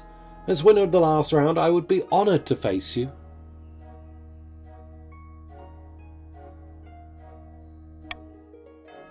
Do you know that birds don't have taste for it because you're a werebird, right? I love it. So what, you don't feel the spice?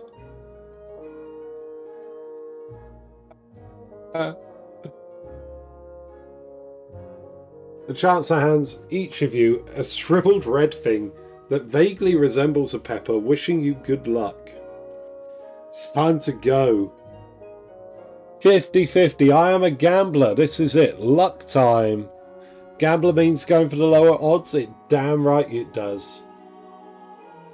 Gamble, gamble. Bite into the pepper. No! No! I'm the saint of good luck and fortune.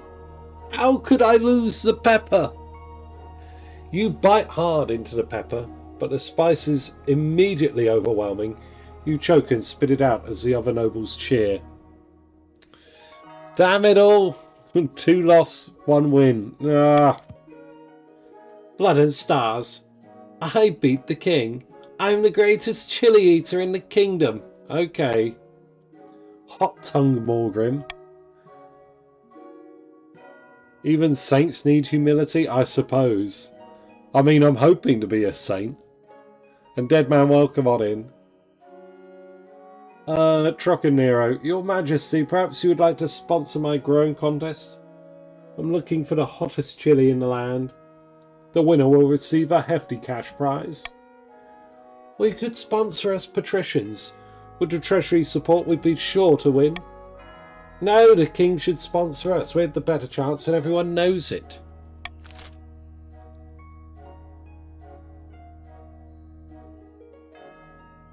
Caspian is the pepper plant's defense against being eaten by mammals.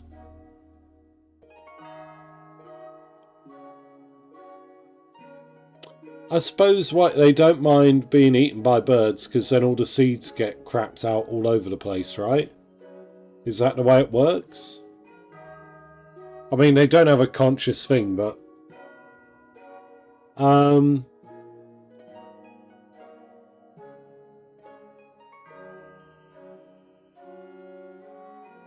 Here's the deal, everyone. I'm going to do Royal Gamble. On sponsor the competition, double the prize money. So I want to spend some money, recoup some money, and then everyone's going to get trade and farming. Wouldn't that be nice? Hey, sponsor the competition and double the prize money.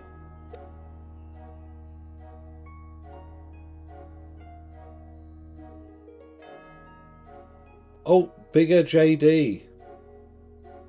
Let's see where you got put. There you go, bigger JD, you're in the pats. Welcome aboard. Who's voting for C? Super Guppy, Swazi and Trochanero.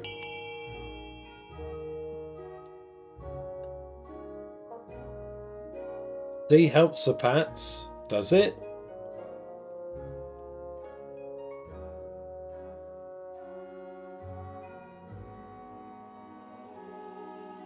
Alright, that looks like a slam for A.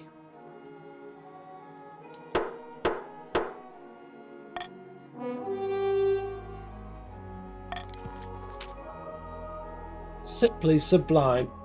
With your backing, the competition is sure to be a success.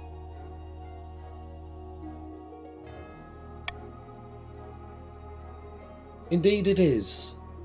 In the end, it's mutated zombie bush of the patricians who produces the hottest pepper, a massive bulging red thing that could crush a finger if mishandled.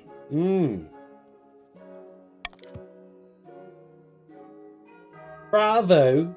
What a diabolical spice, truly marvellous. Zombie bush, you are now so wealthy. The wealthiest. Trade goes up in the coast. And farming goes up everywhere. With your added incentive, new life is injected into ailing farms throughout the kingdom. Nobody has to starve today. Peppers are the future of High cuisine.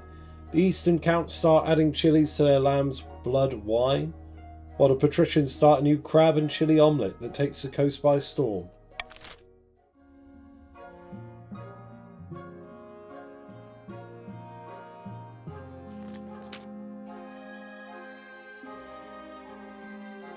Greetings, Throfty. I've had an idea. As you know, the people of the East are quite pious. As a member of the royal household and an avid adherent to the church myself, I thought I might go back to my homeland for a time and take an opportunity to preach in your favour. You mean make me some kind of saint? Not exactly. I mean, unless they really start to like you. But support from the church can't be a bad thing, can it? Go forth, my darling. Go forth and teach them to love me. Most pleasing. I'll make the preparations immediately. Word spreads fast that the royal consort is planning a tour of the East. Thousands flock to the towns and villages where they plan to stop. Once they arrive, Zemiel gives a series of impassioned speeches to the locals, preaching at length about your good standing with the church. It strikes a chord. The Spymaster happily announces that your popularity is rising all across the region. Fail count 2, success count 3. Thank you. See, look, we're winning out. Inch by inch, we're getting there.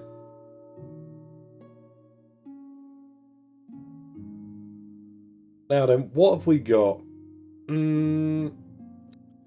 So, the Grand Counts want to lower stability. They can do so with D, the prison.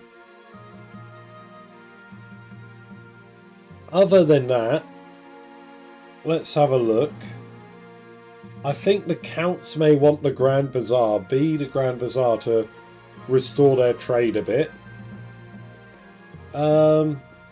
You can get C, the Observatory, to hurt my ambition, if you want to lower faith. So yeah, I think D is a certainty to go through. You do count the Royal Gamble, by the way. Thank you. It is a gamble. Here's everyone's names and how much money you've all got. Bada bing, bada boom. Type exclamation mark fund, followed by the letter of the item you would like to fund, followed by the amount of money you'd like to fund it with. The top 2 items at the end of the auction will be built and take effect. Everything else will get a refund. You have about 40 seconds to get your funding in. But there is a slight delay on stream, so I'll type in chat when there's 10 seconds left.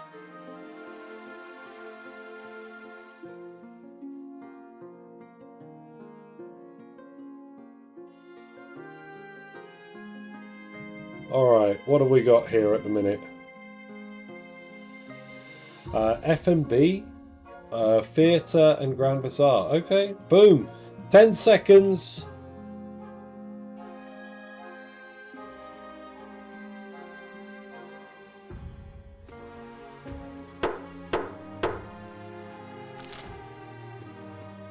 So what was that? Theatre and prison. Both authority and stability go down. I hate it.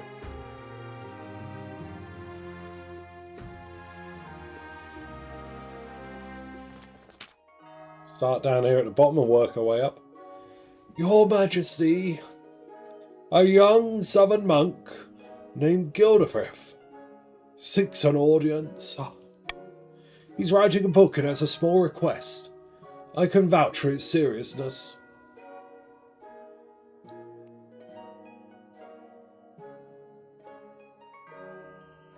What kind of book? He wants to write a history of your reign, Your Majesty, so future scholars may delight in the tales of your wisdom. I can only assume. Show him in. Show him in.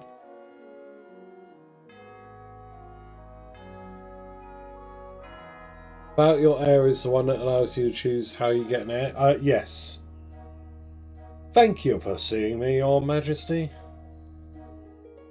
I'm writing a history of your reign, but research is costly. I was wondering if you might donate a little support my efforts. Portray me as a living god, 900 gold, yeah.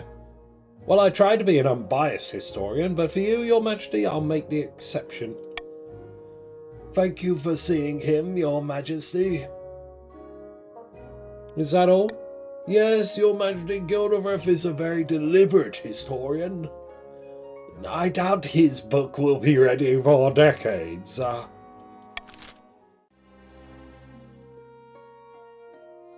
Yes, it will show up next time. Heretical discovery. Your esteemed highness, I bring troubling news. If you say it's troubling, then it must be. A group of individuals in the coast are meeting in secret to preach heretical teachings and engage in rituals. Their believers are some ancient folkloric tradition tied to some primordial spirit they say lives in the trees. Silly stories for children. Regrettably, I require the Council's permission to launch a proper investigation. Otherwise, my Inquisitors would have destroyed the cult before it had a chance to spread. Let's see.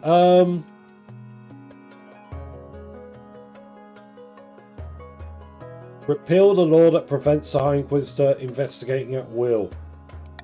That's what we like. I'm going to pay you money for it. 500 gold if you vote C, everyone. Let forth the Inquisitors. Let them go. Let them investigate at will. They have my full support and the backing of my authority as king.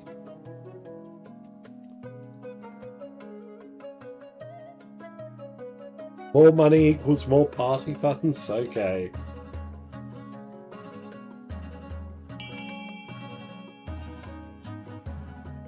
Whoa.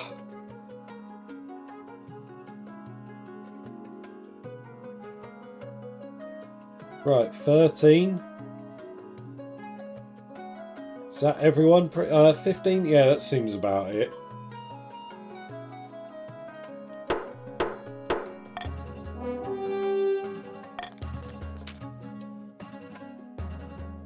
The unexpected legal change sows division and discord among the nobles, many of whom are flabbergasted by the increase in the Inquisition's already formidable powers. Oh, only the grandees are chill with it. Okay. Faith is up. What, how much? 2 points everywhere? Fantastic. The High Inquisitor, meanwhile, wastes no time in rooting out pagans and bringing them to justice. The fetid corpses of heretics soon swaying from the battlements of Silas Deep, a town where the cult had begun. Glinda, Glinda, Glinda. Welcome on in. There you are. You've been placed in the Grandees.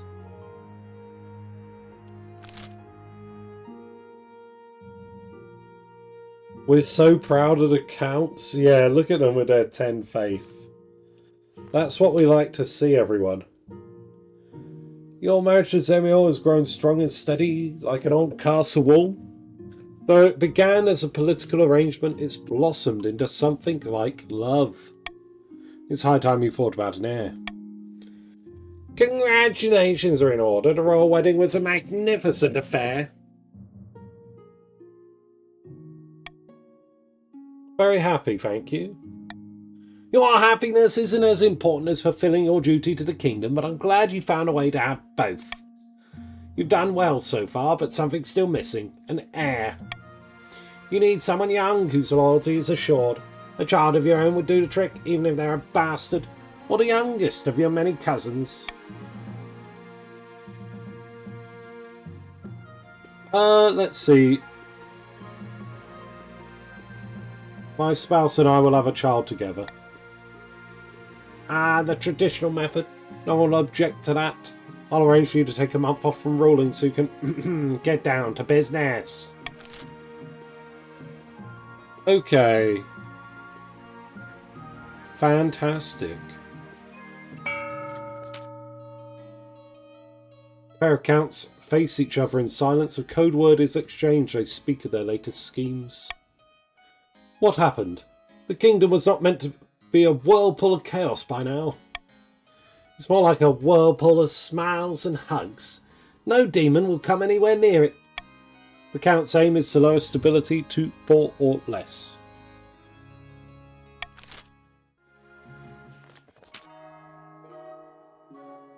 Meanwhile, in the south, Grandee Dean has invited their closest associates to their manor house for some wine and cheese and a little bit of treason as a treat.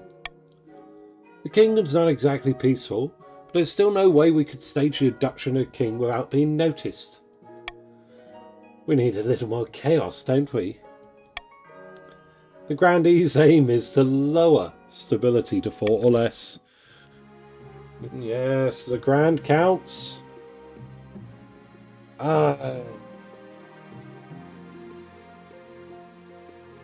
Common tax for all, I'm gonna say.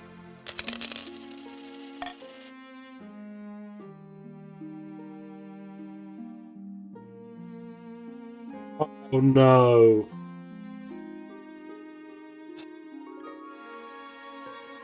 Goddamn patricians. Goddamn patricians, 2 of them. Let's start with this. This is important. Your Holiness, there's been a terrible fire in the city of Corvana. Where once there were buildings, there is now a field of smouldering ash. Dozens of knaves have died. What caused this fire? Filled with religious conviction, the townsfolk sieged a travelling wizard and attempted to burn him at the stake for practicing dark magic.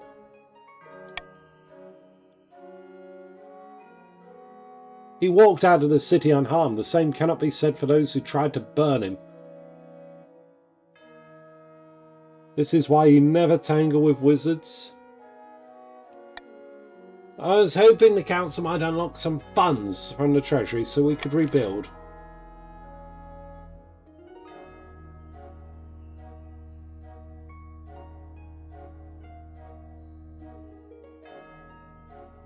Well, I want to do something to rebuild it. I don't mind which. But I'm not going to offer no help.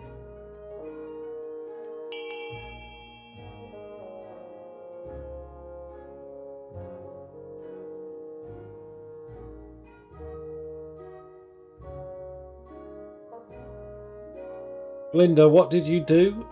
Glinda didn't do anything.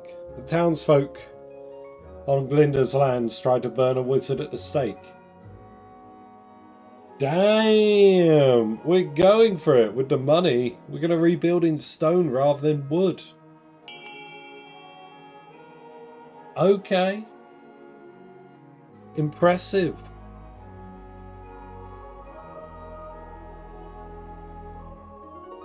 Alright then.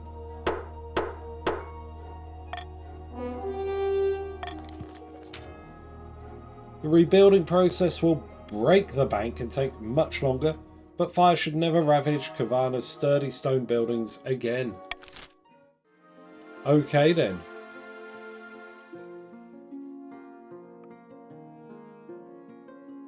A whole new trend.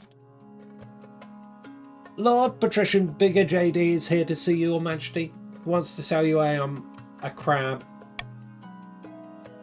Of course he does, yes, yes. It's the latest trend along the coast, Your Majesty. The patricians have died keeping a species of jeweled crab as a fashionable pet. The creatures are so rare that one can now sell for as much as a mansion. Very well, send him in. Thank you for seeing me, Your Majesty. I know the price is steep, but I assure you, these crabs will only go up in value. Give me a whole box. Counting out your gold, Lord Patrician Bigger JD assures you that you will not regret your purchase. Crabs are here. We have a crab. A whole box of crabs. Crab posting, love it. Upsetting news on the coast, Your Majesty. Several peasants have been killed by a shark. I've already sent your condolences. You can't close my beach. Excuse me. The beach is vital for coastal tourism. You can't close it just because a few people got on the wrong end of a fish. Well, now, I want to close it. I can't! I'll take this all the way to the council. Treasurer right now, yes! To the Shadow Realm with you. We rebuilt a whole city and bought a box of crabs, bankrupting the nation. We'll never recover. Never, ever, ever.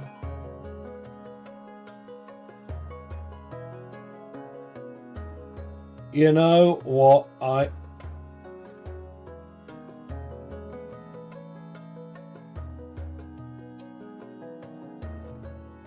Tourist attraction sounds cool. Let's do that. Golden choice on D. Let's turn the shark into a tourist attraction.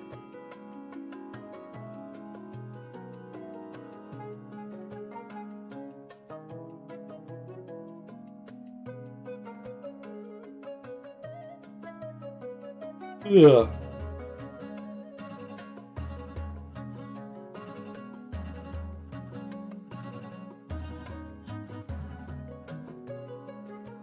The grand counts. You know, an effort has been made, but golden choice is golden choice. That's 14. I think that's most of you. Oh, the money is being taken. Oh, hang on. Sorry, I think you might have been a bit late. Hold on, let's see. Yeah, sorry, hang on. I clicked it just as I saw you post. Like, simultaneously. It's genius. We flip it on its head. The patricians immediately mount an impressive public relations campaign. Come to Prosper Beach, see the world-famous man-eating shark. Thrill seekers welcome. More people are dying than ever, but at least they've all signed waivers. Everyone's happy, especially the shark, which grows very fat indeed. Fat shark. We now have a monopoly in the coast. Fantastic. In a dingy seaside tavern, two patricians of the coast meet to plot their latest scheme. The treasury is practically empty and the king is struggling to fund his ambitions. We're perfectly placed to offer him a loan. So helpful of us. Indeed, these loan agreements will be as friendly as a bear trap, absolutely loaded with hidden catches in the small print. Now watch me work my magic. Good evening, Lord Patrician. What exactly is the purpose of this meeting? I heard about the king's recent money troubles, and I thought we could both benefit. Sign here and here. This agreement does seem fair. Very well, I'll sign. The king will be pleased. Good night, Lord Patrician, and may the ninth bless you. 2,000 gold, that's alright. See? Easy as pie. But it's not enough to bankroll the king. The rest of the kingdom must be in debt to us as well. To advance their scheme, the patricians must have the highest trade of all regions in 3 seasons.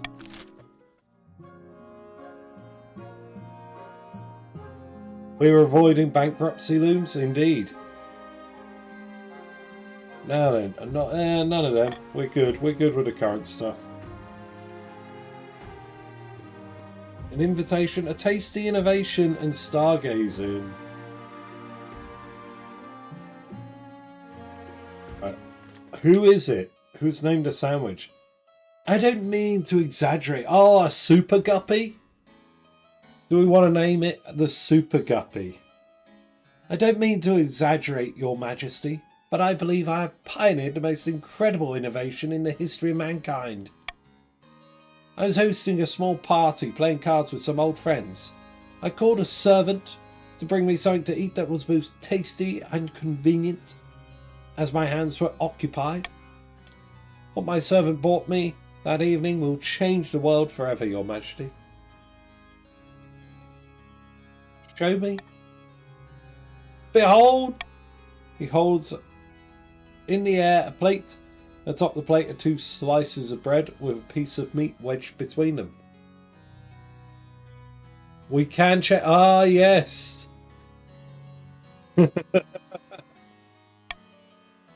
I don't know, a Super Guppy 2006 sounds good. The Super Guppy. Allows the hungry noble to consume 2 slices of bread, plus meat all at once, saving valuable time.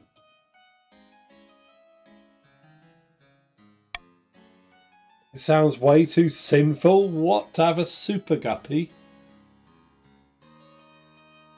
How about a Super Gup?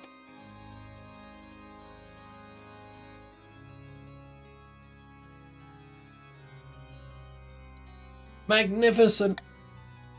Naturally, since this is my invention, I propose we name it after me.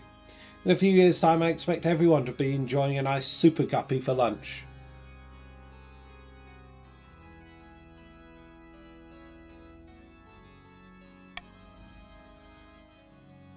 But naturally, my innovation cannot be made available for free. Sup Gup. Every time a Super Guppy is consumed, I expect a small royalty payment. Yo.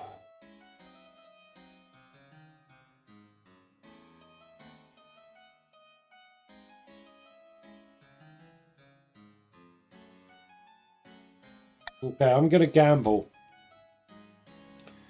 I want to give a one-time reward, and the gamble would offset most of the cost. Kindly consider voting C. We don't want to be paying royalties to the Super Guppy family forever for eating a Super Guppy, right? But also, we shouldn't say no. Kindly vote C.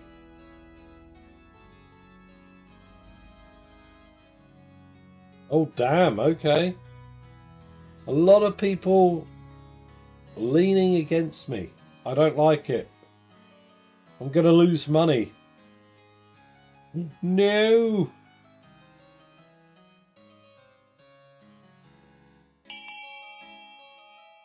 Alright, it's tied. I'll do a final countdown. 3, 2, 1, and we'll move on.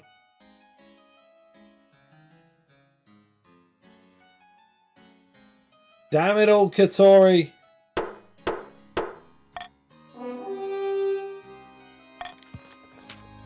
Blood and stars. He wouldn't have invented this snack if I hadn't specifically requested a convenient meal. Despite Count Super Guppy's protestations, the servant is brought before you. Hello, Your Majesty. Most people call me Footlong due to my large feet.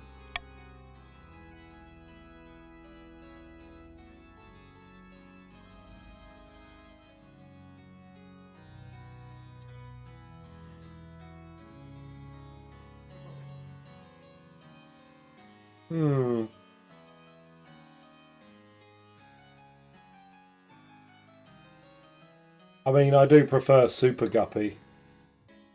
But the people are calling for a Footlong.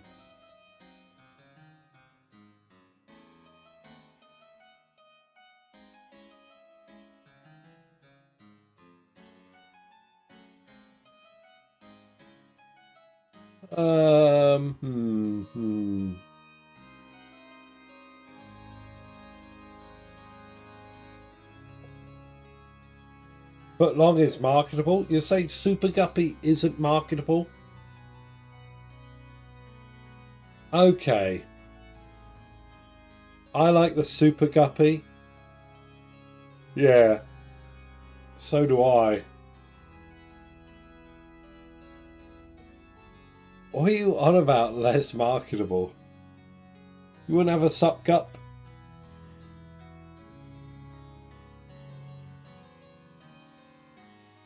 The people demand it. Yeah, it's just me and Ephra, I think. Alright, Footlong it is. It is decided, henceforth this innovative dish shall be known as Footlong. Sup Gup for supper. There we go. Footlongs proved massively popular lunch, and bakeries spring up across the east to experiment with new ingredients. Turns out you can put almost anything between 2 pieces of bread.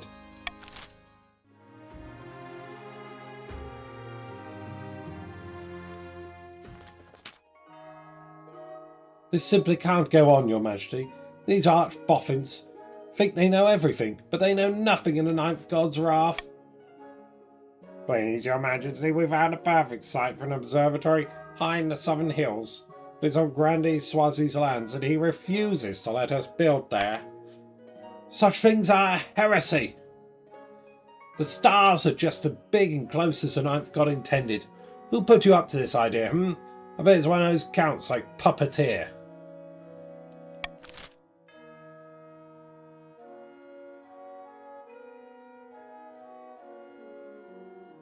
Now then, there's a clash here.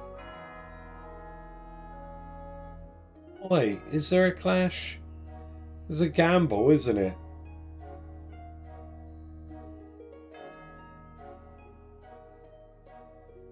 Yeah, okay, let's construct it then. Golden choice. I mean, I'm sort of leaning towards just forbidding it, but whatever.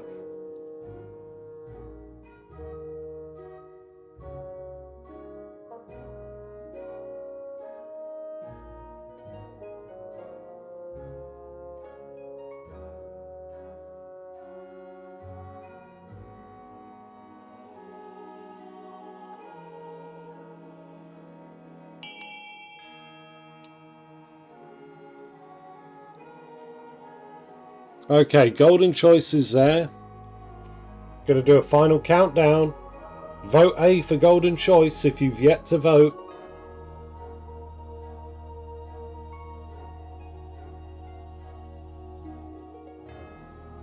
Boom, boom.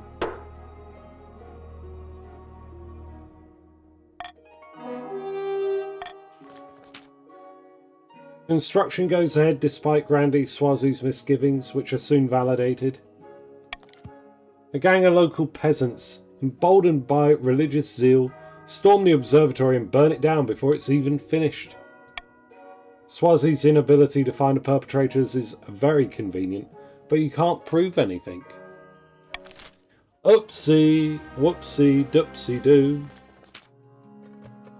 There's an observatory on fire for you. Your Majesty, you absolutely must come down to the coast this year and experience the summer games for yourself. It's the only social event that matters. If you aren't in attendance, well, it would simply be a crime.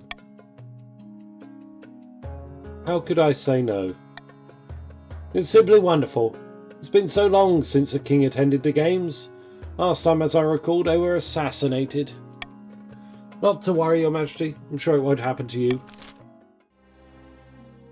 More gamba. Alright, final stage of the scheme for the grandees and the counts here. Two counts meet on the outskirts of a barren farm, wind whipping in their long cloaks. Good news from the capital, my friend. Well, bad news, but good for us. Oh yes, fires, wanton murder, giant spiders. All that and more. The fabric between worlds is wearing thin. The time is ripe to summon a demon. But which honoured guest should we invite? Okay.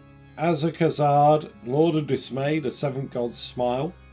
You want to lower your own faith for this one. Or Belafamina, the Hunger in Absence, the Queen of Corruption. Raise your own trade for that one. Time to summon a demon?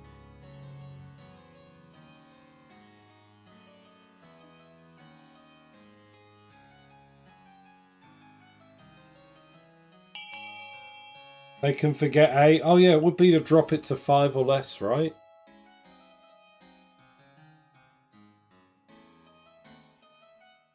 Okay, that looks good.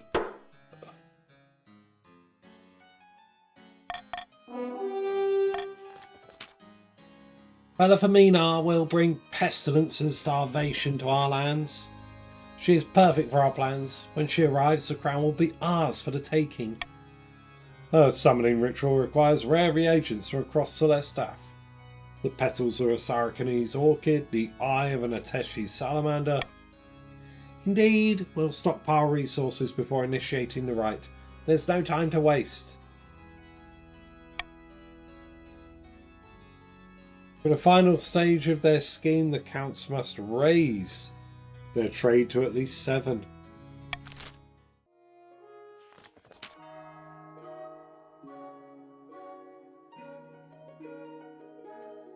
Kingdom's on the brink of chaos. It's perfect. We have to strike. What do you intend for us to do? Swoop in and kidnap the king in full view of the palace watch? No, of course not. We need to use the chaos to our advantage. We have 2 options. Lure the king to the south and abduct him there. That involves raising your own defiance. Or manufacture a food crisis and kidnap the king during relief efforts. That involves lowering your farming.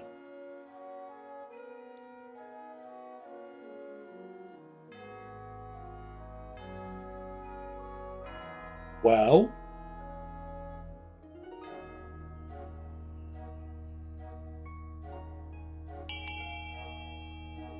okay, yeah, that looks good.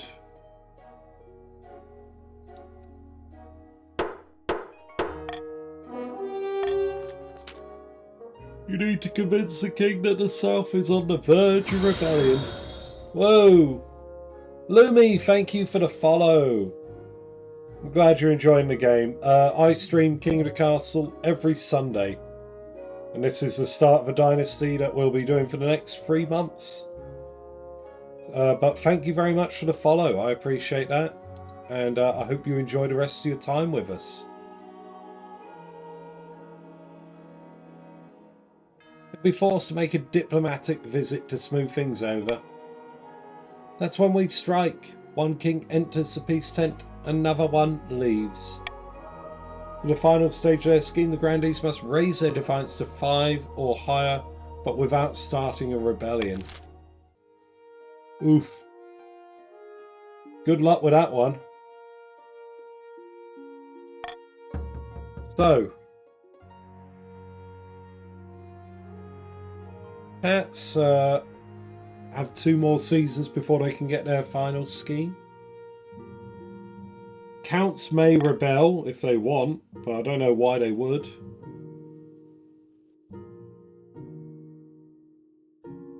Yeah, I mean, it seems silly. Let's start with crab futures. The crab craze has swollen to unforeseen heights, Your Majesty. That's good, isn't it? The trade is so profitable that patricians are shutting down textile mills to focus on crab catching. Thousands are unemployed. But who cares about that, Your Majesty? Your box of crabs is now worth nearly double what you paid for it. Oh! Oh! Sell, sell, sell! Get that money! You sell your crabs for much more than you paid. The treasurer appears satisfied with your practicality. Meanwhile, the industries collapse along the coast. Oh well.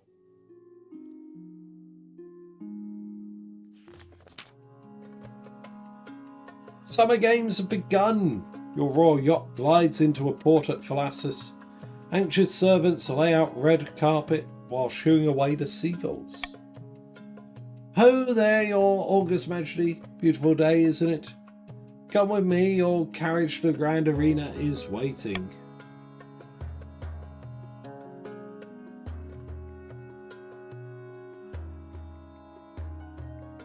Let's go. There must be thousands of people in the arena. Peasants and patricians alike, you have the best view in the house. As you step out and wave, the crowd chants your name. We have 2 different events that we could show you today, Your Serene Highness. Which would you prefer to witness? A gladiator fight or a monster battle?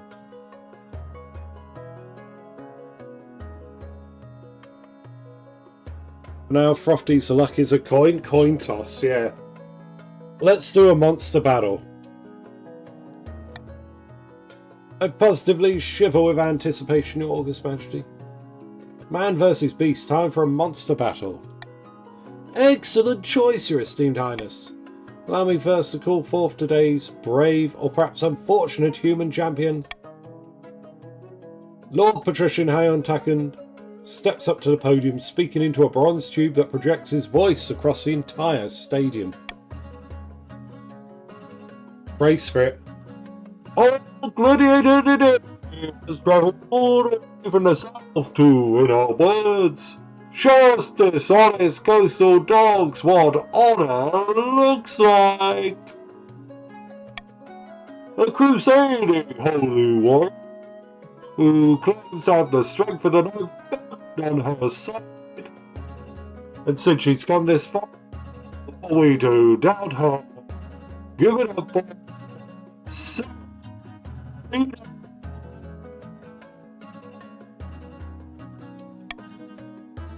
out into the circle of sand strides a stocky woman as wide and robust as a beer barrel.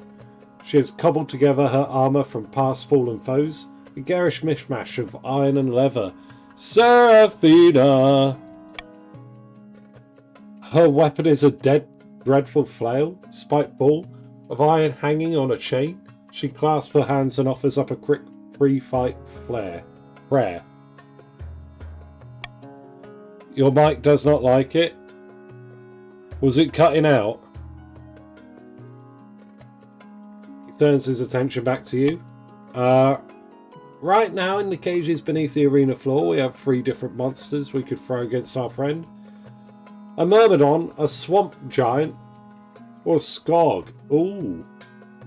It was? Oh, okay. Alright. Which should we choose? Why don't we let the king decide, since he's come to visit us all the way from the capital? The crowd hoots and hollers at this idea. Someone stands up and starts singing the national anthem off key.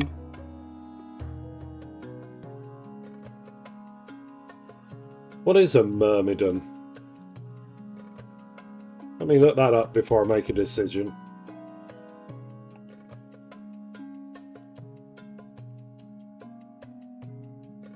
Ancient Philesian tribe? Oh.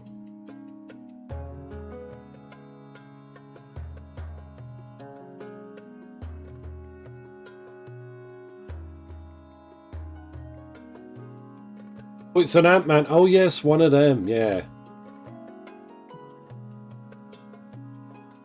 Let's do the Swamp Giant. That'll be fun.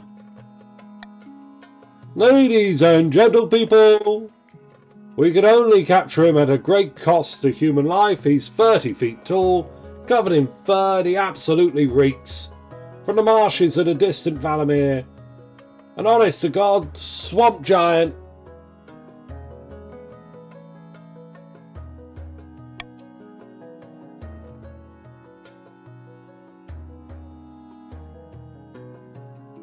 Not entirely sure if the arena can contain him, so maybe on your best behaviour if you're in the front row. The Swamp Giant smashes its way out of its cage before it can be properly released. It howls at the sun above. Gulping with fear, Seraphina readies her flail. As Seraphina drums up the crowd's support, Lord Patrician Takund turns to you with a gleam in his eye. Half the fun at the Summer Games is the gambling. Why don't you go place a bet before it begins? What are the odds? The clear favourite is the Swamp Giant. Bet on it and you'll only get your money back plus 20%. Seraphina is an underdog. A successful bet means you'll double your cash. Any insider tips? Oh, of course, for a small price, 100 gold. Alright, give me the scoop. Seraphina has smuggled a potion into the arena. It's technically cheating, but if that makes things more interesting, I'll allow it. It'll also make her faster and stronger. She's on roids. Holy roids. Let's place a bet. The bookies look distinctly nervous that the king himself is placing a bet, but they're also salivating at the sight of your gold. Bet 2,000 gold. And who will place your 2,000 gold bet on? Seraphina. Let's go! In that case, just to make things interesting, I'll bet on the Swamp Giant. Shall we begin? You bet 300.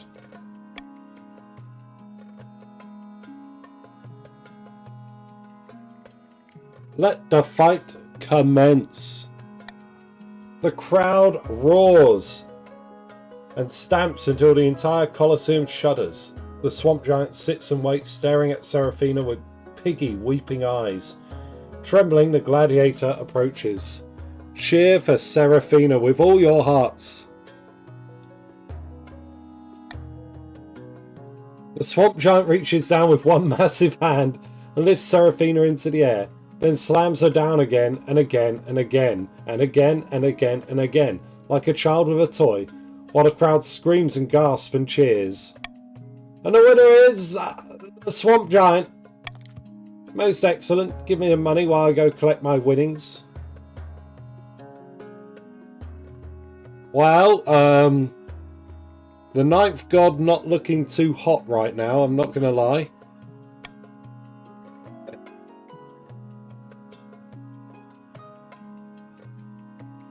Most excellent.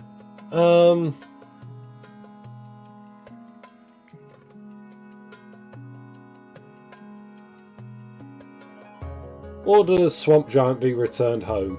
I think it's earned it. Are you sure, your esteemed highness? It'll be an expensive operation. Ah, well, I suppose the creature has earned it. I'll take care of the arrangements. Next week of the Summer Games is packed with entertainment, athletics, competitions, chariot races, copious amounts of wine, and above all, blood in the sand. On your journey back to the palace, you reflect that your attendance to the games has certainly helped cement the patricians' support. Clearly the king isn't aware of the arena meta. But I'm the chosen one. I'm meant to be super lucky, alright?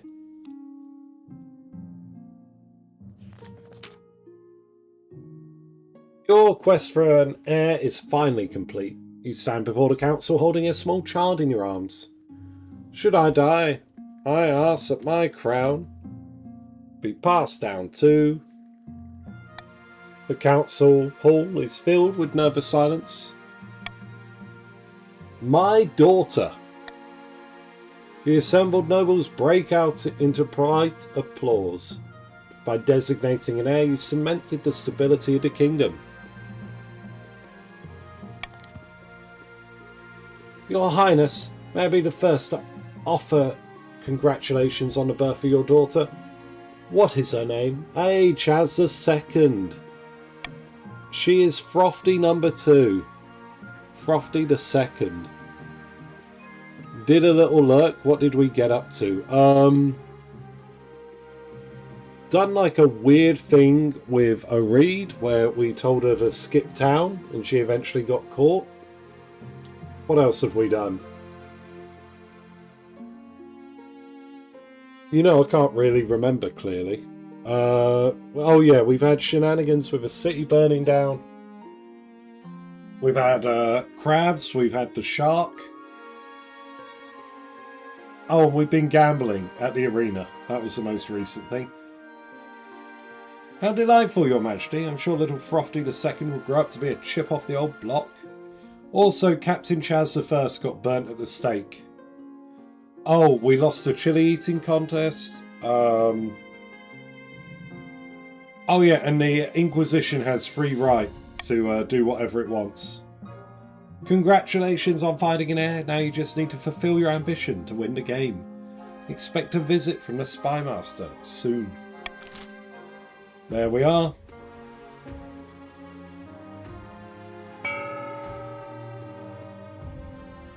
Alright, looking at this.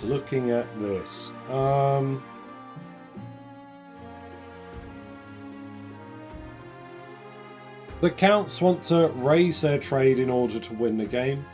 They can do so with A, the Grand Bazaar. Other than that, it's pretty much free pick.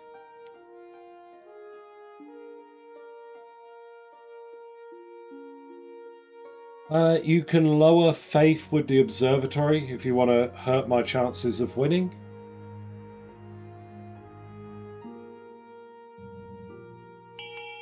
There we go. Type !fund, followed by the letter of the item you would like to fund, followed by the amount of money you'd like to fund it with. Here's everyone's money, by the way. Top 2 items will be built and take effect. Everything else will get a refund. You have about 40 seconds to get your funding in, but there is a slight delay on stream, so I'll type in chat when we hit the 10 seconds mark.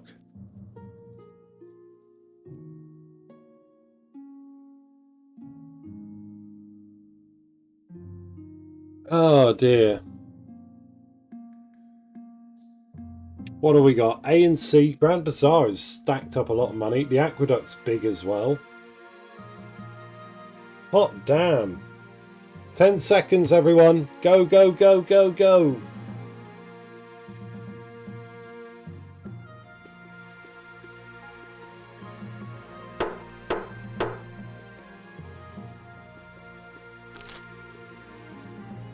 What was that? Trade up and trade down.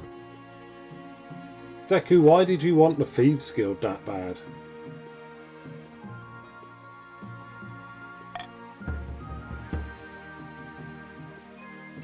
Did someone win a boat race? No, that was... What did Mutated Zombie do to get all that money? He won the Chili Pepper contest, yes. That I sponsored.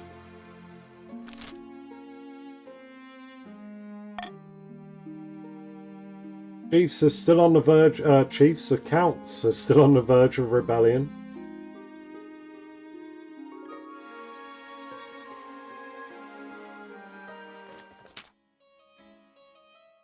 When Count Captain Chaz II enters the council chambers, his clothes are stained and rumpled, his face is haggard. Oh no! My servants have finally left, Your Majesty. It's a disaster. Yes, yes, another pauper. My fortune has been laid bare and left wanting.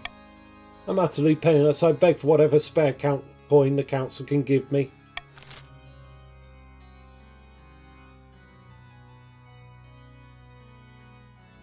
Randy Advisor is wealthy. He should help. 60%. I like it. Then again, no. We're going to do this. Either way, it's a gamble, but I'd prefer Grandy Advisor to deal with it.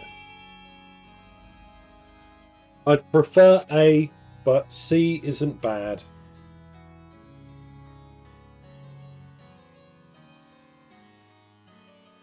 Advisor, no! Screaming in the back. No! I love how it didn't pick on Mutated.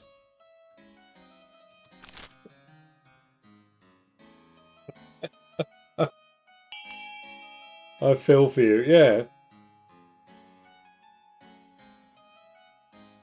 It sucks to suck. What can I say? Oh shit, tapping the sign. Yeah, Gamba, yes. Ephra, sorry, I didn't really catch it.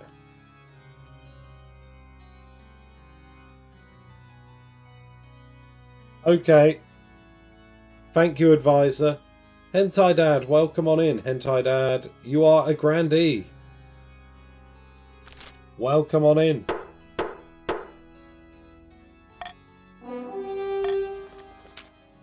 By the 9th, really? Count Captain Chaz II not scramble up some cash himself? But with so much wealth at his disposal, he has no choice but to honour the council's decision.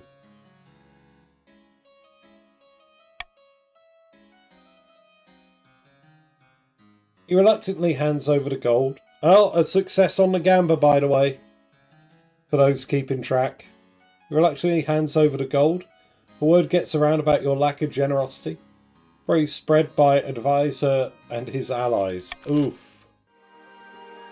Well, that's fine. We can roll with that. Your Majesty, do you recall the loan agreement I signed with the patricians? No? Did you even tell me about this? Your Majesty, I sent you the contract. You stamped it with the royal seal. I stamp 50 things a day. I can't read them as well. I see. Next time, I'll run it past you in person. It turns out there were some hidden catches. See, the interest they're charging looked very reasonable at first, but it's doubling every 2 weeks. Before long, things will get exponential. We're in trouble, aren't we? Luckily, the patricians aren't pressing us for repayment yet, but there are signs they're tricking other regions into similar agreements. They're a trade powerhouse, the main economic engine of the kingdom. We need to call a council vote to stop the patricians before it's too late.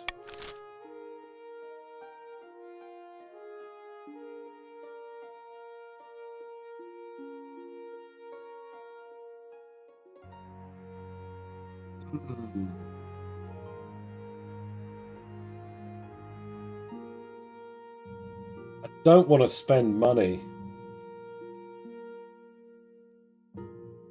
I think, golden choice, we can't do anything about debt. What are we, economists? Vote C, everyone, for golden choice. And then everyone will be at the final stage of their scheme as well, which I think is a nice way. We're all in the final leg of the race. We'll see how it goes.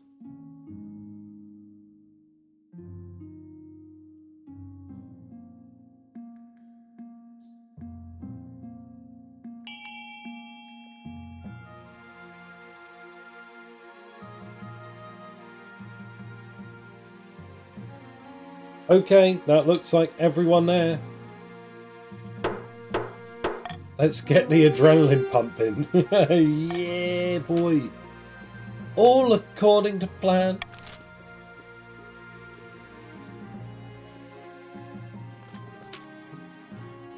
At the start of your reign, you said you wanted to be a saint. You're well on your way to reaching that goal. The church has never loved a king more. Well done, your majesty. But to shut down your nobles scheming for good, you need to build on that reputation. Your advisors have some ideas. Your Majesty, if you help us spread the zeal of the Knife God, the church will lend our full support.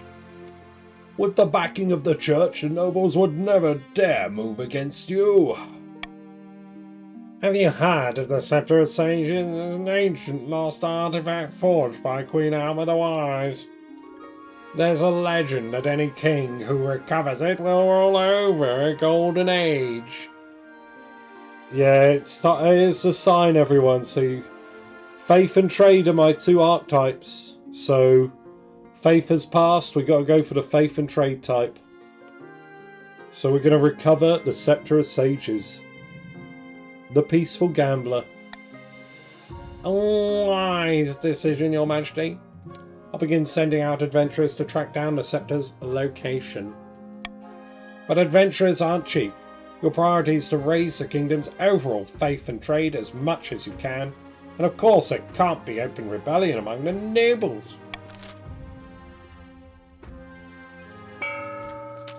Boom! Everything's fine. Sitting on a bench outside a sun-bleached villa, two patricians at a coast meet to plot their latest scheme. Let me show you something. These documents represent the accumulated debts of all the other regions in the kingdom. How did you manage that? I thought they'd know better than to accept loans from us. Oh, they did, but there are plenty of independent moneylenders they've taken loans from over the years. Banks in Kerr, Vatesh, Tavelin. I bought up all those debts for myself. Oh, Alma Monster Hunter in King of the Castle, Norway. What? Throfty will not be an official saint, no. Tavelin was so pleased with the generosity of my terms. They even offered an alliance. The patricians are ever in trouble, the Tavelinese soldiers will march to our aid. Oh, is there? Wait, which one's Alma? Oh, she's the handler, right?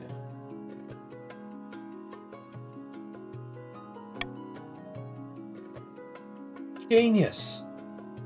Now the counts and the grandees owe us half their wealth, and the king owes us absolutely everything. Yeah, Wild's handler, yeah. Indeed, and all that's left is to decide what to do when the time is right to collect.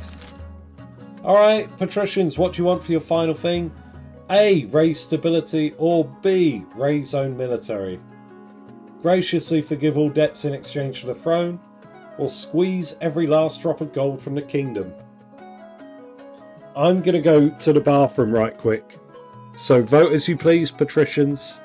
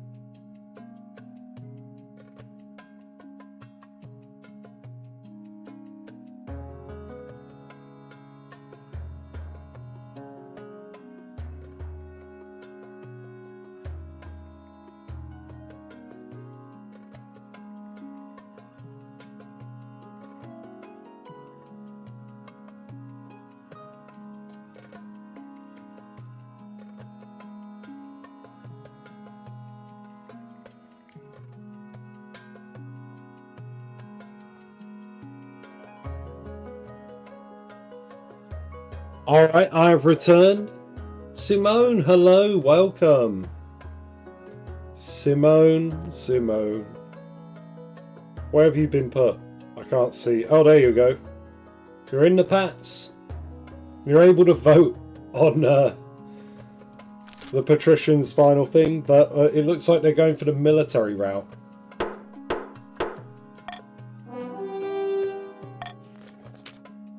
Excellent. Let's wring all the juice we can out of this lemon.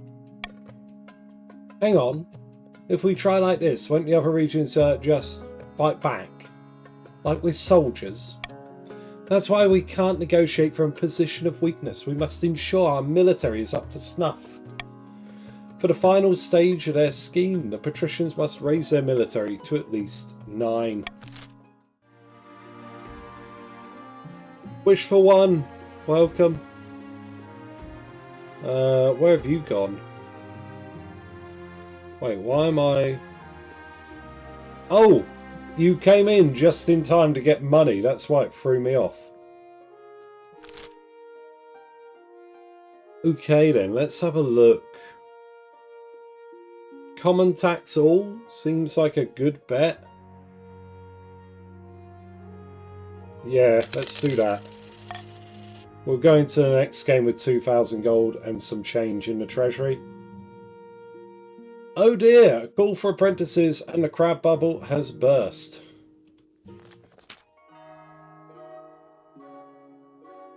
The absurd amount of money is from the chili pepper eating contest. There's also crabs, which I think is bigger JD.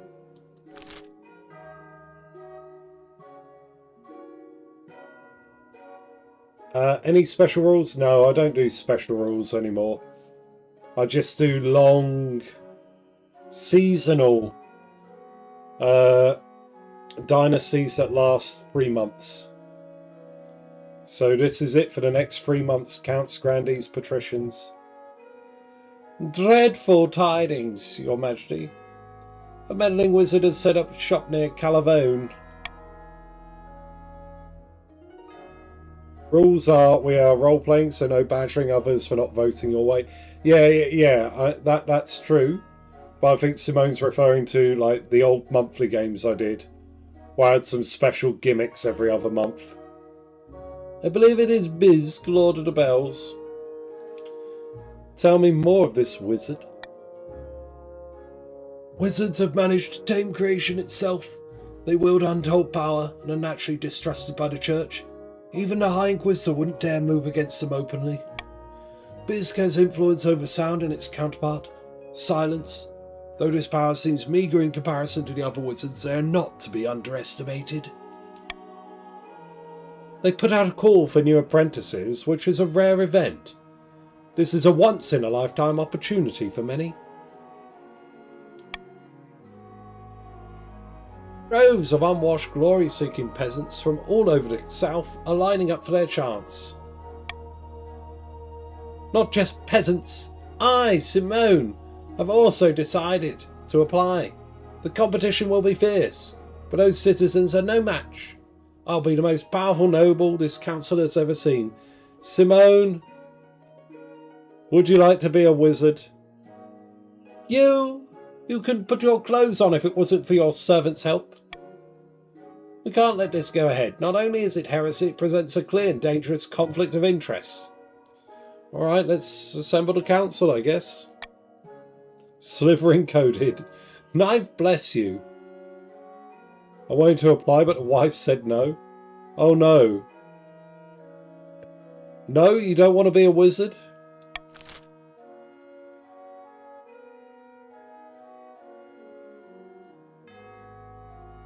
You do not want to mess with magic.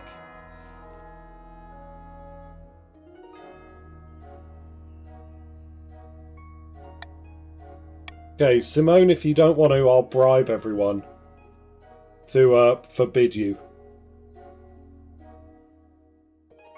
500 gold on C. And then Simone won't go to become a wizard. Has Harry Potter name?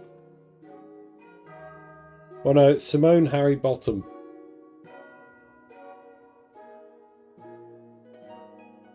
Okay, we'll move on. C with golden choice. Deku, you jumped the gun, I'm afraid. I was waiting for Simone to maybe say something, but no worries. There we go. Golden choice on C. Who was it that missed it? Let me just double check they get to do it. Deku. Deku. Hairy Bottom. Yeah, I got it. I know it. There you go, Deku. You're back in. Boom. We are back. Wait, are we? Deku, which one are you in?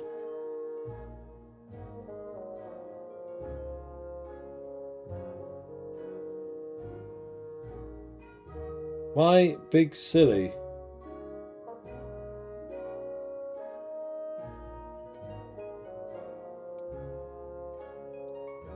Yeah, Deku, yeah, you're not showing up as voting.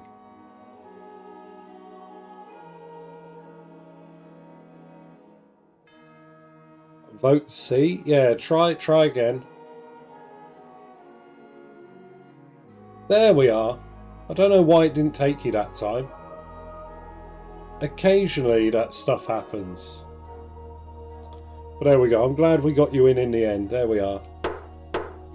Twitch things. I'm glad I caught it. Knife bless you, Your Highness, for not bowing to this power-hungry fool. Have you excuse me, I must deal with this troublesome wizard. So a noble can't even enter into a years-long blood pact to become an all-powerful demigod without council approval? Whatever happened to so-called freedom? His presence in Calavone attracts all sorts of visitors, though the power of their latent magic starts to wilt crops for miles around. Trade is now wealthy. Very good.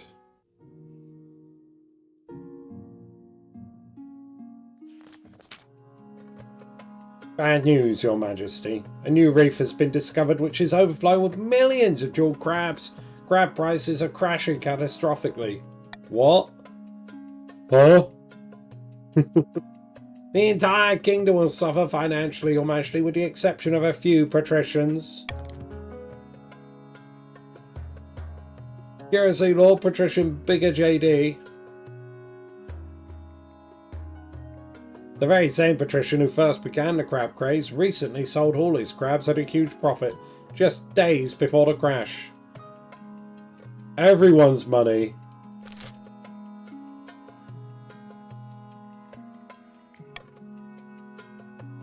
Something must be done. You summon your council to discuss the crab price crisis. Many assembled nobles have invested heavily into the crab market. They're casting furious glances at the patricians' benches.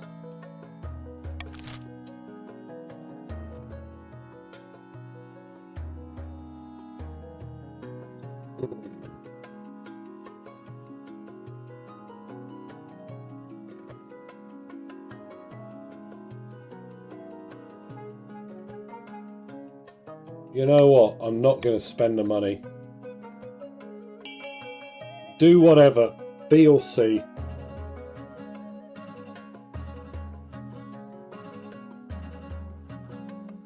Wop, wop, wop.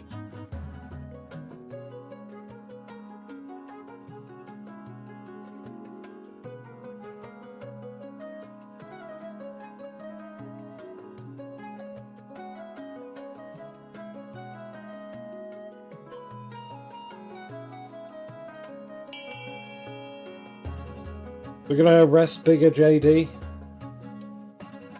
Sorry, JD. Little JD will have to take over. No! I mean, hang him, shoot him, hit him with a rock. Oh my god. It's a bit much. Okay, it's very close, so I'll do a countdown 3, 2, 1 in chat and then we'll move on.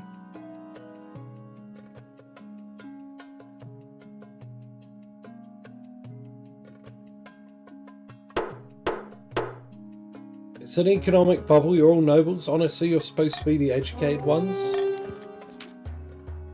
Your soldiers storm Lord Patrician Bigger JD's opulent mansion and arrest him and confiscate his ill-gotten crab gold. The trial will be held as soon as possible. Outraged, patricians protest that your actions are illegal and make a mockery of the law. Don't they know that you're the king? No, JD isn't removed, is it? I don't think yet. They're sort of like held in custody. Yeah, they're still Bigger JD the first. Not yet, not yet. We'll see. If my ambition passes, JD will get away with it. Your Majesty, I have the most exciting news. Our hired adventurers have discovered an ancient manuscript hidden deep beneath the mountains. It speaks of the Sceptre of Sages. It was written by Queen Alma herself.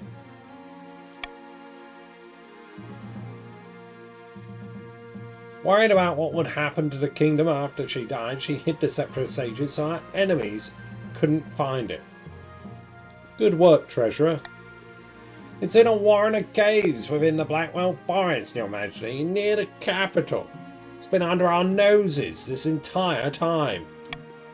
I've taken the liberty of sending out more adventurers. They'll clear the area and get inside.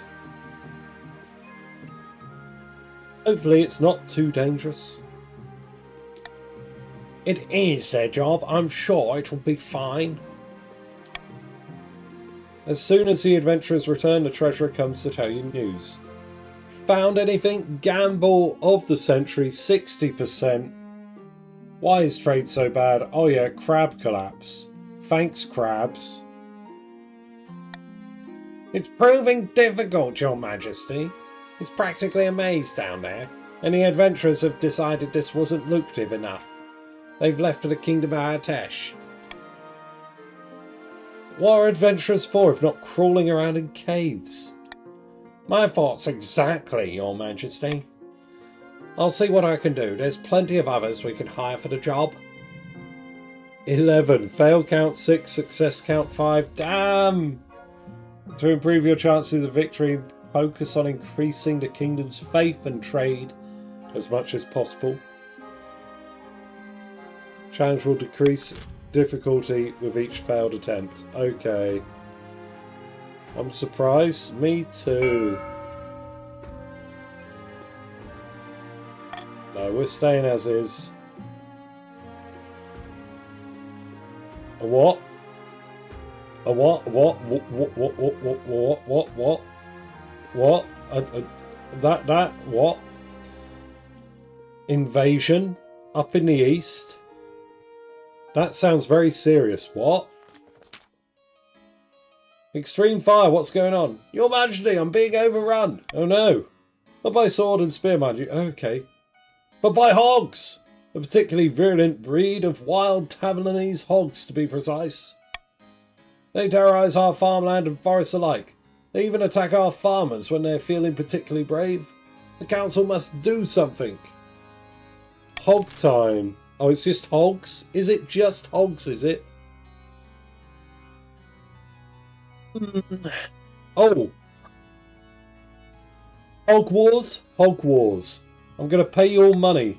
Arm the farmers with weapons to fight off the menace. Send in the farmers. Only they can defeat the hog menace.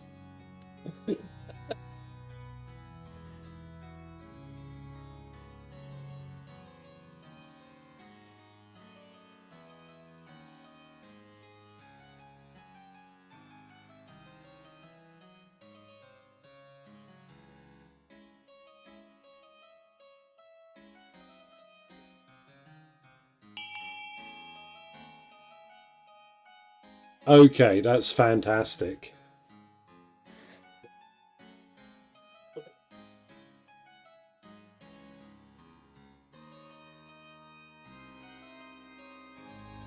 Alright, 14 of you voted. I think that's just about everyone. I'll do a final countdown just in case. Whole hog, here we go. 70%. I am patron saint of luck and fortune. Oh no! Listen up, men! When a boar gets stabbed, it's still going to try and kill you. Don't let your guard down. The counts call on their reserves to donate any weapons they can. Bruh. Yeah, rough day. Bad day at the office. It's no use. The military can only spare tipless spears and stringless bows. Countless eastern farmers are gored to death in hog hunts gone wrong, and the pest problem persists. It do be hard. It is. It's not good, is it? Okay, not gonna lie. It's not good. Morgrim, hello. Your Highness, last week a mysterious wanderer visited the Grand Bazaar we built in the east. She claimed to be from the distant close city of Sarakhan, and said she had a number of magical artifacts for sale, but wizard law forbids unlicensed trade of magical items. Wizard law, what's that? A highly complex field that few understand except the wizards themselves, Your Highness. But on the matter of magic trade is most clear.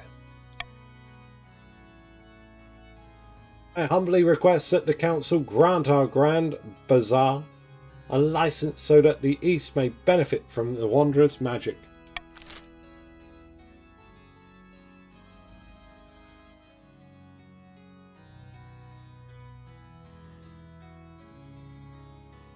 So nice of them to let me vote from jail. Yeah, I mean, you're under house arrest, effectively. We do be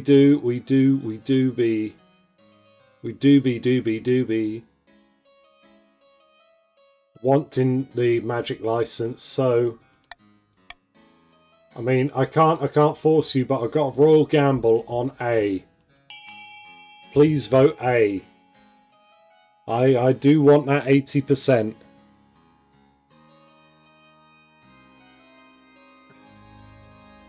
A lot of stuff's happening today, isn't it?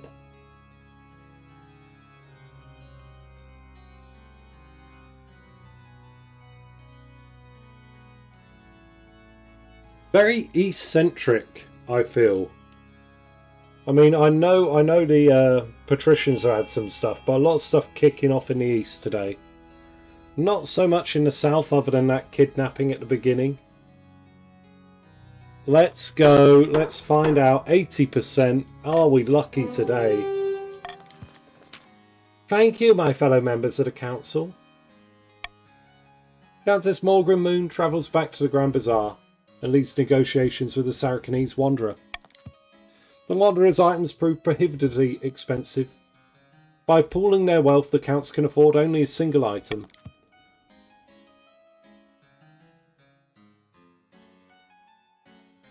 Very useful one.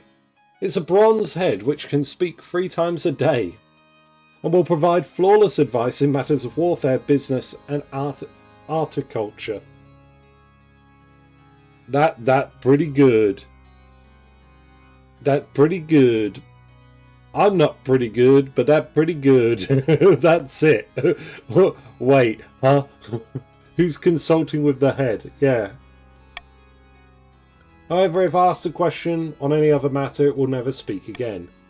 Eastern servants are nervous dusting it, saying they don't like how its gaze follows them around the room, but accounts guard it jealously to take it to bringing it to council sessions for good luck.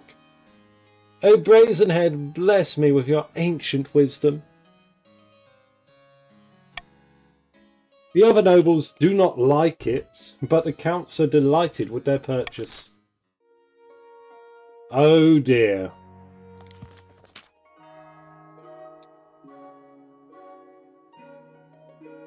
Fun little Trotskys have doomed the kingdom. Iconic, yeah. I think you did. You did win. By the knife, I've been robbed. My villa has been ransacked and my money stolen. There have been more and more robberies in the south of late, Your Majesty. I suspect it's something to do with the Thieves Guild that was established there recently. We need to hunt these thieves down like the rats they are. Maybe even get my wealth back. Oh. Okay, well.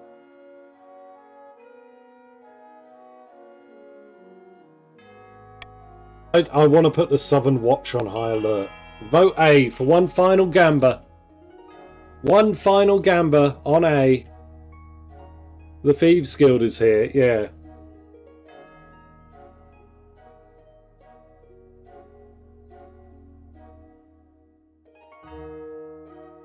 Yeah, the head has won the game. Yeah, the head has.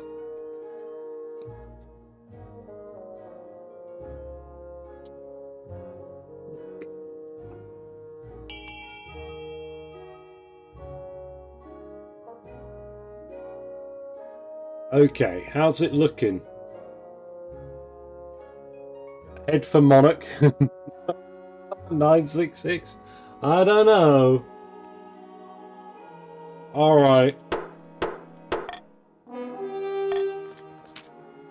The Southern Watch found through the streets, enforcing a strict curfew and searching bystanders at random. It doesn't do any good. Failed? No, I'm cursed. Oh my god. The Thieves Guild continues to operate with impunity, and soon other grandees find their homes broken into. Damn. Damn. Who was it? Can I remember? It was Puppeteer's Bloodline. Nivmilk, welcome. But I think you're a bit late. It's over, I think.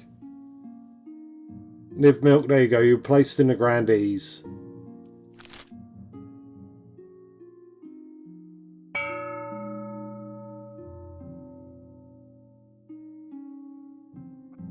It'll be Vladim, treacherous half-brother. King Vladim will reign the start of next week's stream. Vladim looks unimpressed.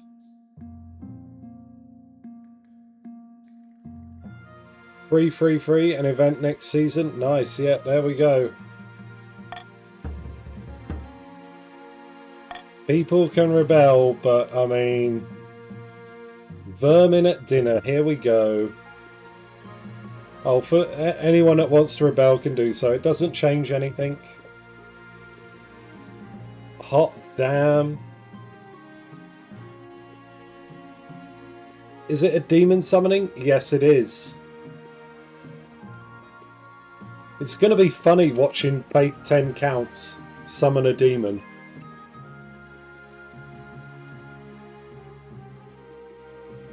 A possession is summoning a demon to inhabit the monarch's body. Blood ritual summons a demon out in the world. No, not another KotC after this. It was only going to be one today because I left it rolling for such a long time. Faith does not mean faith in the knife. Just as the night before, servants enter your dining hall to bring you dinner. It's a modest spread of suckling pig, roasted apples, mixed pickles, cabbage chowder, and mushroom stew. You're about to tuck in when... Seventh Taker, stop! That meat is crawling with flies. Your Majesty, I don't know what happened. It was fine when we brought it out. When you reach for an apple, it collapses into mould, sending up a cloud of spores. Call the High Inquisitor!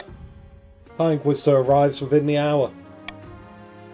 Zemio is pacing up and down with worry. There's something very wrong afoot, Your Majesty. This is definitely demonic. I fear the Counts are responsible. Those bastards! The High Inquisitor opens her mouth to reply, but she does so. Wasp erupt from her mouth. Bzzz. She screams, more wasp. The wasp! The wasp! What the hell? She speaks with a buzz that scrapes at the back of your skull. Your Majesty. Here. She collapses to the ground, twitching. Oh my god, you killed the High Inquisitor, you bastards! From down the hall, footsteps approach. A cluster of counts stand there, looking extremely pleased with themselves. What are you doing here? Greetings, Your Highness, and good morning. Glory to Bellavamino, Queen of Corruption. What are you saying? This is treason. The fields are ravaged by plague and vermin. Thanks to our work, Your Majesty, peasants all across the kingdom will starve. Unless you do right by them and give in to our demands. What do you want? Bellavamino has this kingdom in the palm of her hand, ready to give it to rightful King Vladim. You have a choice. Either die of old age in exile or be killed now. Either way, we'll get the crown.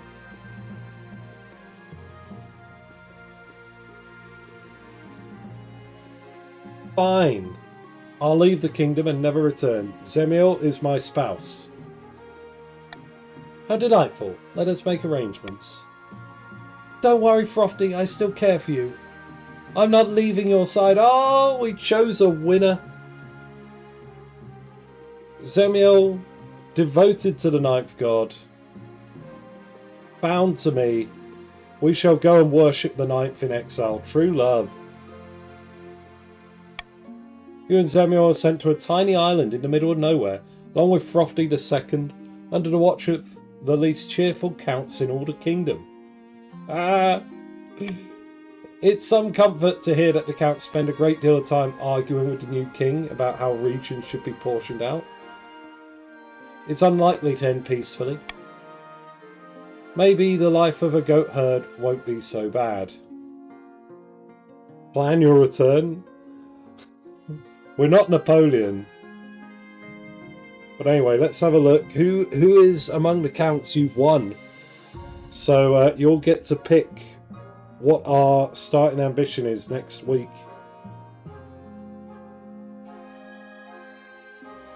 Oh, look at everyone there.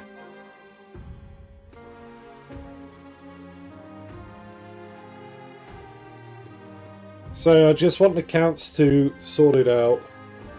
Amongst yourselves, would you like... You can't do anti-faith, you can't do it. No, it's got to be pro something because it's going to be the ambition. So you've got trade, farming, military, faith, authority or stability. Farming for Katori. Someone try and keep track. Trade for Shadow Moon. The ex-king lived out his days tending goats, but the curse of Bellavamino never left him ever hungry. Upon death he rose as a ghoul and haunted the area for years to come.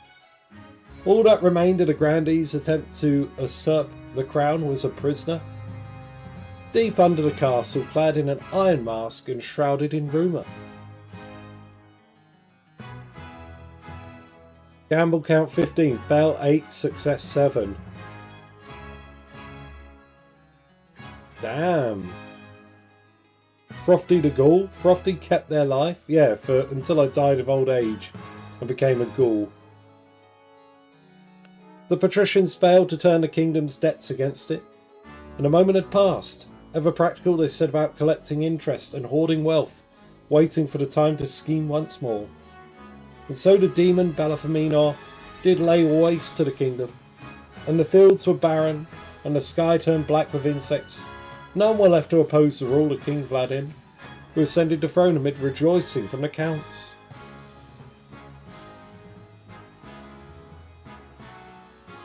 King Throfty the Exile married to Zemio of the East and succeeded by King Vladim. We were so close, if I hadn't let you buy that skull. But GG everyone. Let's see, what have we got a lot of different things from the counts. Farming, trade, military. Okay. Ephra, goodbye. Everyone say goodbye to Ephra in chat, and GG to everyone. I shouldn't have pushed for it, but magic. Roll twice? I mean... Vote? No, we're not going to do a big vote or anything. It's up to the counts to decide amongst themselves. But I mean, I could roll between the three suggested if that's it. Mutated zombie and Lumi, the poorest. And finally, oh, counts purple, very nice. So this is King Vladim coming into a fairly nice situation here. I mean, if the counts stay loyal to Vladim, this would be the start of a long line, I imagine. Roll, okay, let me have a look. 1 farming, 2 trade, 3 military. 3, it's military. We're going for a military run. Vladim the Militant. So that'll be the start next Sunday. Same time, same place. Hot damn. Let's hope for a brutal trait so I could slaughter people.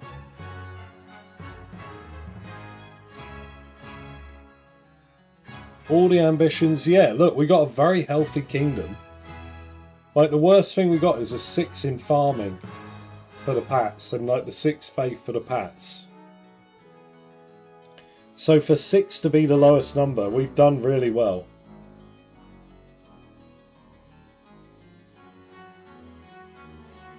But yeah, that's all we got. I'm going to play, let's see. I'm going to try and play, maybe...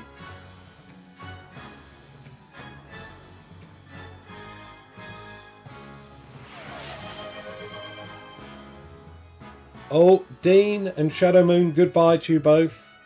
Gagazi, yes, you're late. We're just ending. Gagazi, goodbye. I'm going to play something else, though, if you want to stick around. But thank you, everyone, for being here. Throfty the Exile to be replaced by Vladim and Militant. Troco Nero, goodbye as well.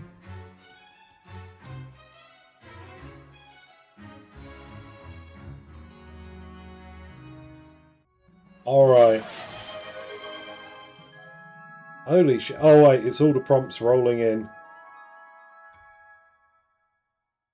Damn it. One day. I mean, it's been a while. I did have the Thrifty line last a long time once. I think, did we make up to Thrifty the 4th?